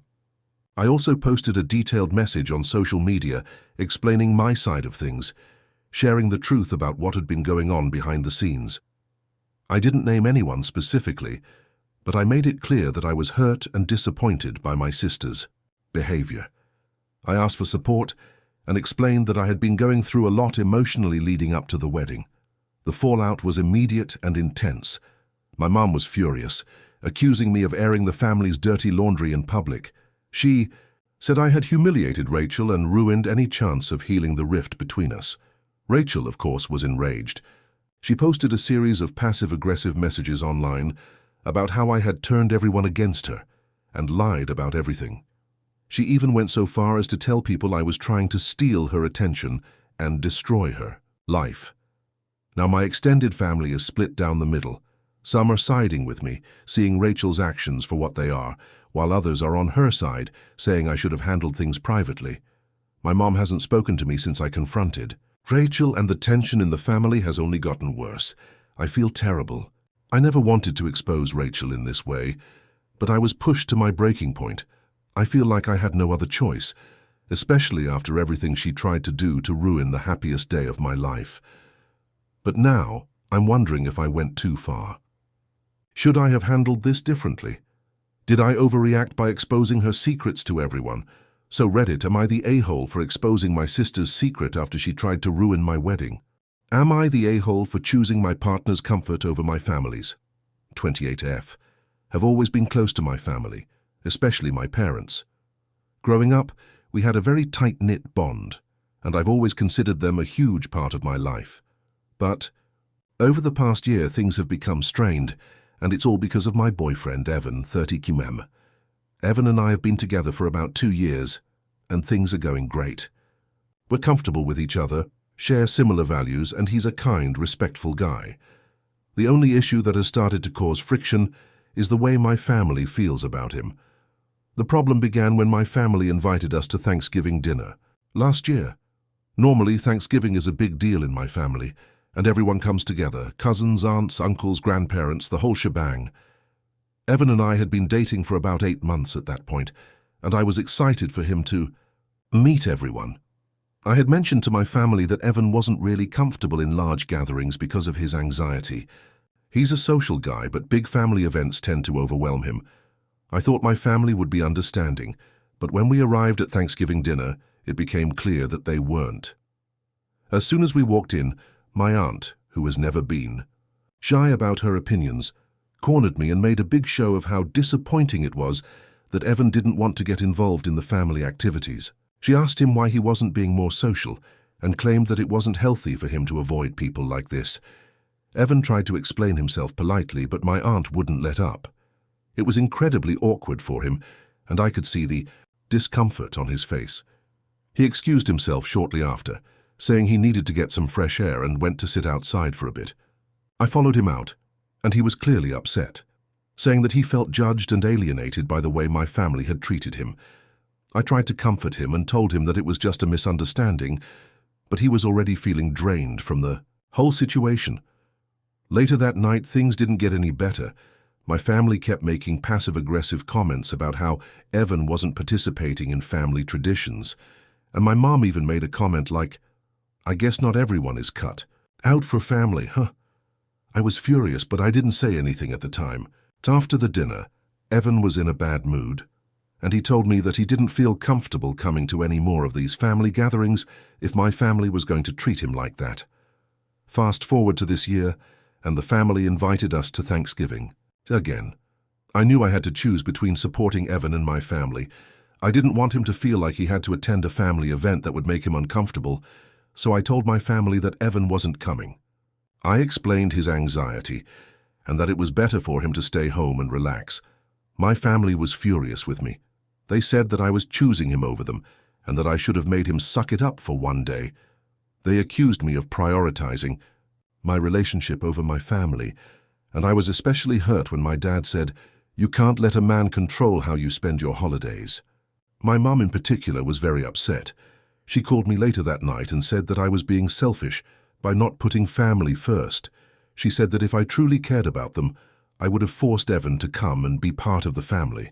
She also made me feel guilty by reminding me that Thanksgiving is a time for bonding, and I was ruining it because I was so wrapped up in my relationship. Now I'm feeling conflicted. On one hand, I understand my family's disappointment, and I do feel bad that they didn't get to spend time with Evan like they wanted. But on the other hand, I feel like I was trying to respect Evan's boundaries and mental health. I don't think it's fair to pressure him into a situation that would only make him more anxious and upset, especially when he's made it clear that it's hard for him to handle large social gatherings.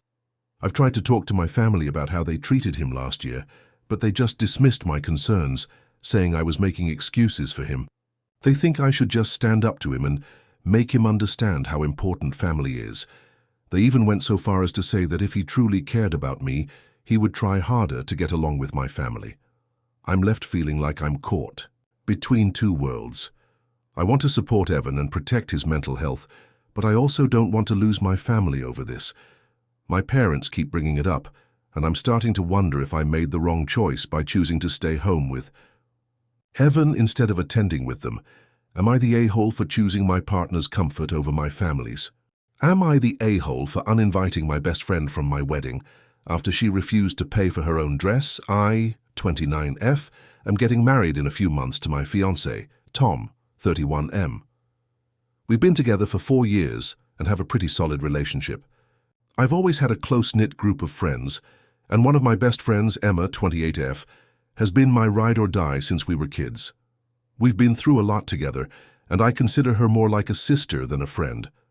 When Tom and I got engaged, I immediately asked Emma to be my maid of honor.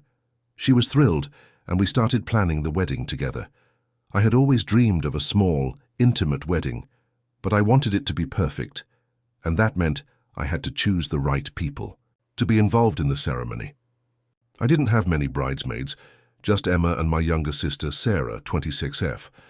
I decided to go with a specific dress style for the bridesmaids.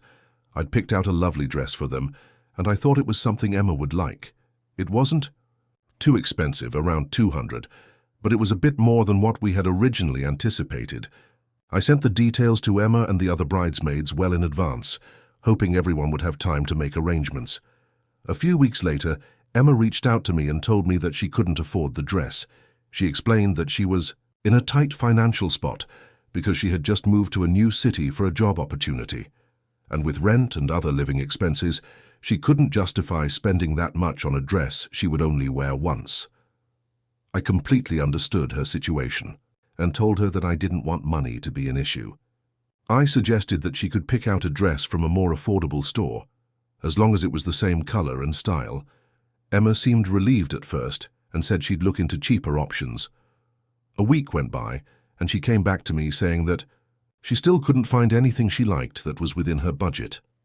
She then asked me if I would be willing to help cover the cost of the dress. I was a bit surprised by this, but I told her that while I understood she was struggling, I didn't have the extra funds to pay for the dress for her. At that point, Emma became frustrated. She told me that it wasn't fair for me to expect her to pay for something so expensive, especially when I had other options like cheaper dresses or even renting one. I tried to explain to her that I'd already chosen the dress and that it wasn't negotiable at this point, but she kept pushing. She said that if I really cared about her, I would pay for the dress to make sure she could be a part of my special day. This situation started to feel more and more uncomfortable, especially as the wedding date grew closer. Emma kept texting me saying how much she wanted to be involved, but that the dress was just a barrier. I felt guilty and tried to reason with her, but she didn't seem to understand. Finally, after another conversation where she again implied that I didn't care about her if I wouldn't cover the dress cost, I lost my patience. I told Emma that I felt like she was putting a lot of pressure on me and that I was starting to get frustrated. I reminded her that I had already tried to compromise, but it seemed like nothing was good enough. I also told her that her attitude was starting to affect how I viewed our friendship. I told her that if this issue couldn't be resolved, I might have to reconsider her role in the wedding, as I didn't want any negativity or tension on the big day. Emma was devastated when she heard this. She apologized repeatedly, but I wasn't sure I could get past how selfish she was acting. A few days later, she texted me saying that she had thought things over and didn't want to cause any more drama, but that she couldn't afford the dress and didn't want to be in the wedding if it meant going into debt over it. After this, I made the tough decision to uninvite her as a bridesmaid. I told her that I loved her dearly, but that if she couldn't support me by being a bridesmaid in the way I needed her to, I had to move forward with my wedding plans. I told her that I wanted her at the wedding, but she couldn't be in the wedding party if she wasn't willing to make the necessary compromises. Emma was heartbroken and hasn't spoken to me since. We've had a few brief exchanges, but it's been awkward and strained. She has said a few things about me being selfish and only caring about the wedding, and I'm starting to feel like I might have overreacted. My family and friends have had mixed opinions. Some think I did the right thing, saying that if she really cared about me, she would have found a way to be there for me, even if it meant saving up for the dress or getting creative. But others think I was too harsh, saying that I should have found a way to make things work, and that my wedding should be more about the people than the details. Am I the a-hole for uninviting my best friend from my wedding after she refused to pay for her own dress? Am I the a-hole for asking my sister to leave my wedding after she made a scene over my wedding dress? I, 30F, have always had a pretty strong relationship with my sister, Jenna, 27F. We've had our fair share of disagreements over the years, but for the most part, we're very close. She's been my sounding board throughout my engagement to my fiancé, Alex, 32M, and has been very involved in the wedding planning process. One of the most important things to me as a bride was finding the perfect wedding dress. I dreamt about this day for years, and I had a very specific idea of what I wanted. After months of searching, I finally found it, a beautiful classic gown that made me feel like $1,000,000. It was simple but elegant, with delicate lace details and a subtle train.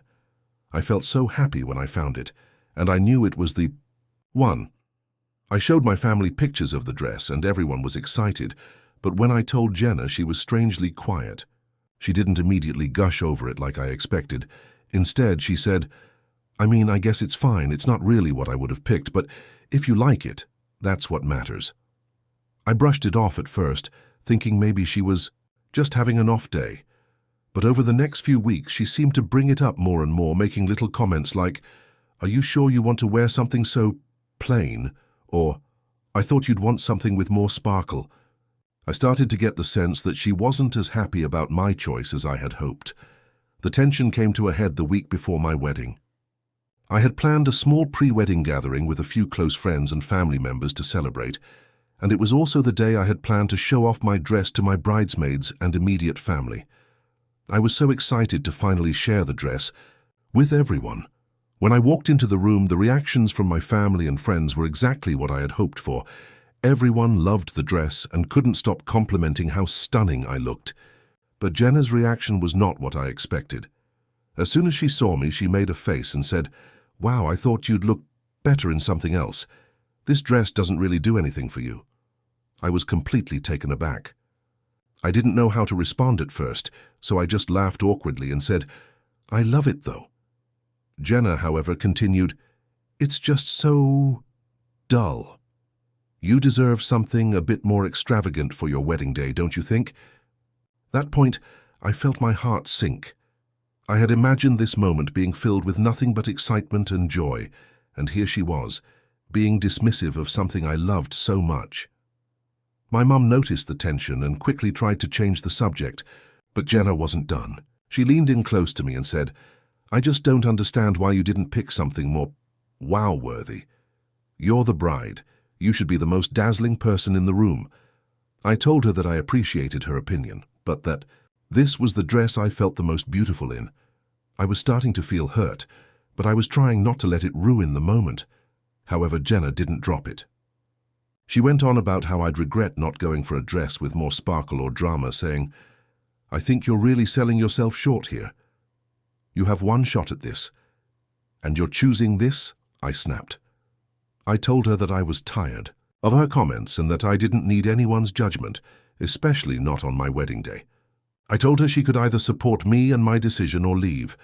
Jenna immediately got defensive and started shouting, saying I was being overly sensitive and controlling. I told her again that if she couldn't be happy for me, then I didn't want her there, and I asked her to leave. She was furious. She stormed out of the house, yelling that I was being selfish and that I'd ruined the day for her. She's barely spoken to me since. Our relationship has been awkward, to say the least, and she's been telling everyone that I kicked her out of the gathering for no reason. Some of my other family members have reached out to me, asking what happened, and I've told them the truth. She made hurtful comments about my wedding dress, and I didn't want that negativity at my celebration. Now, my family is divided. Some say I overreacted, and that I should have just brushed off her comments. Others agree with me that I had every right to stand up for myself. My mum says I shouldn't have let it escalate, and that I should apologize to Jenna to make things right, but I feel like I was just defending something important to me.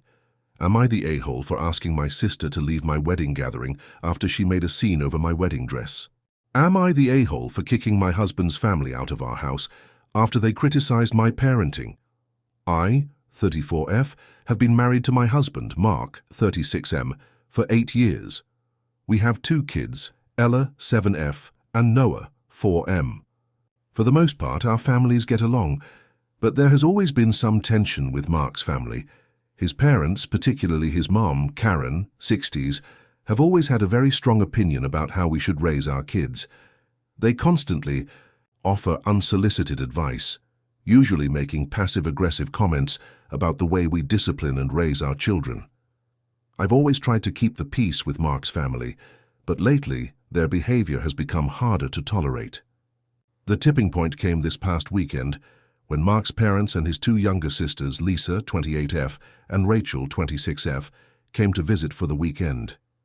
They don't live nearby, so it's rare that they come over, but when they do, they tend to stay with us for several days. On Saturday morning after breakfast, my son Noah had a small meltdown. He's 4, so he can be a little emotional at times, but I've always handled it calmly by giving him a moment to calm down, then helping him talk about his feelings.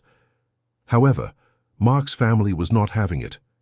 Karen immediately jumped in and told me I should be more firm with him and stop coddling him. I tried to explain that I'm trying to be patient and understanding, but Karen kept going, saying I was spoiling him and that I should have punished him for throwing a tantrum. Mark's sisters, Lisa and Rachel, chimed in, agreeing with their mom. Lisa even said, if you don't discipline him properly now, he's going to end up spoiled and entitled. Rachel added, Ella's a little princess, and Noah's acting like a brat. You need to set boundaries or this will just keep happening. I was really taken aback by their harsh criticism, especially because they have no children of their own and have never been in the position I am in. I calmly told them that I was doing the best I could and that it wasn't helpful to criticize my parenting in front of the kids. I explained that they were both so quick to judge without knowing the whole situation. Karen got defensive and said, well, maybe if you listened to us, your kids wouldn't behave like this. That was the breaking point for me. I told them that I didn't need their advice and that I'd appreciate it if they respected my choices as a parent. At that point, things escalated quickly. Mark, who had been quiet until then, told me to calm down and that I was overreacting. He said I should let his family offer their opinions, but I was too upset by how they were talking about my children to just let it go. I told him that I didn't want to keep hearing how terrible I was doing as a mother, and that if his family couldn't be supportive, they could leave. Mark tried to defuse the situation, but his family wasn't backing down. Karen started arguing with me about my lack of discipline and how I was raising my kids wrong. I had enough and told them all that if they couldn't respect my parenting, they needed to leave my house. They were shocked, but I was firm. I told Mark's family they were no longer welcome to stay and needed to pack up and go. Mark was furious with me. He told me I overreacted and that I embarrassed him in front of his family. He said I shouldn't have kicked them out and that I should have just kept my cool and let it slide. I told him that they had crossed a line and that no matter how much I love him, I wouldn't tolerate people undermining my role as a mother. Now Mark is still upset, and my in-laws are all furious with me. I haven't heard from them since. They left, and I'm feeling guilty for how I handled the situation. I know I acted out of frustration, but I genuinely feel like I was disrespected and that my parenting decisions were unfairly criticized. Am I the a-hole for kicking my husband's family out of our house after they criticize my parenting?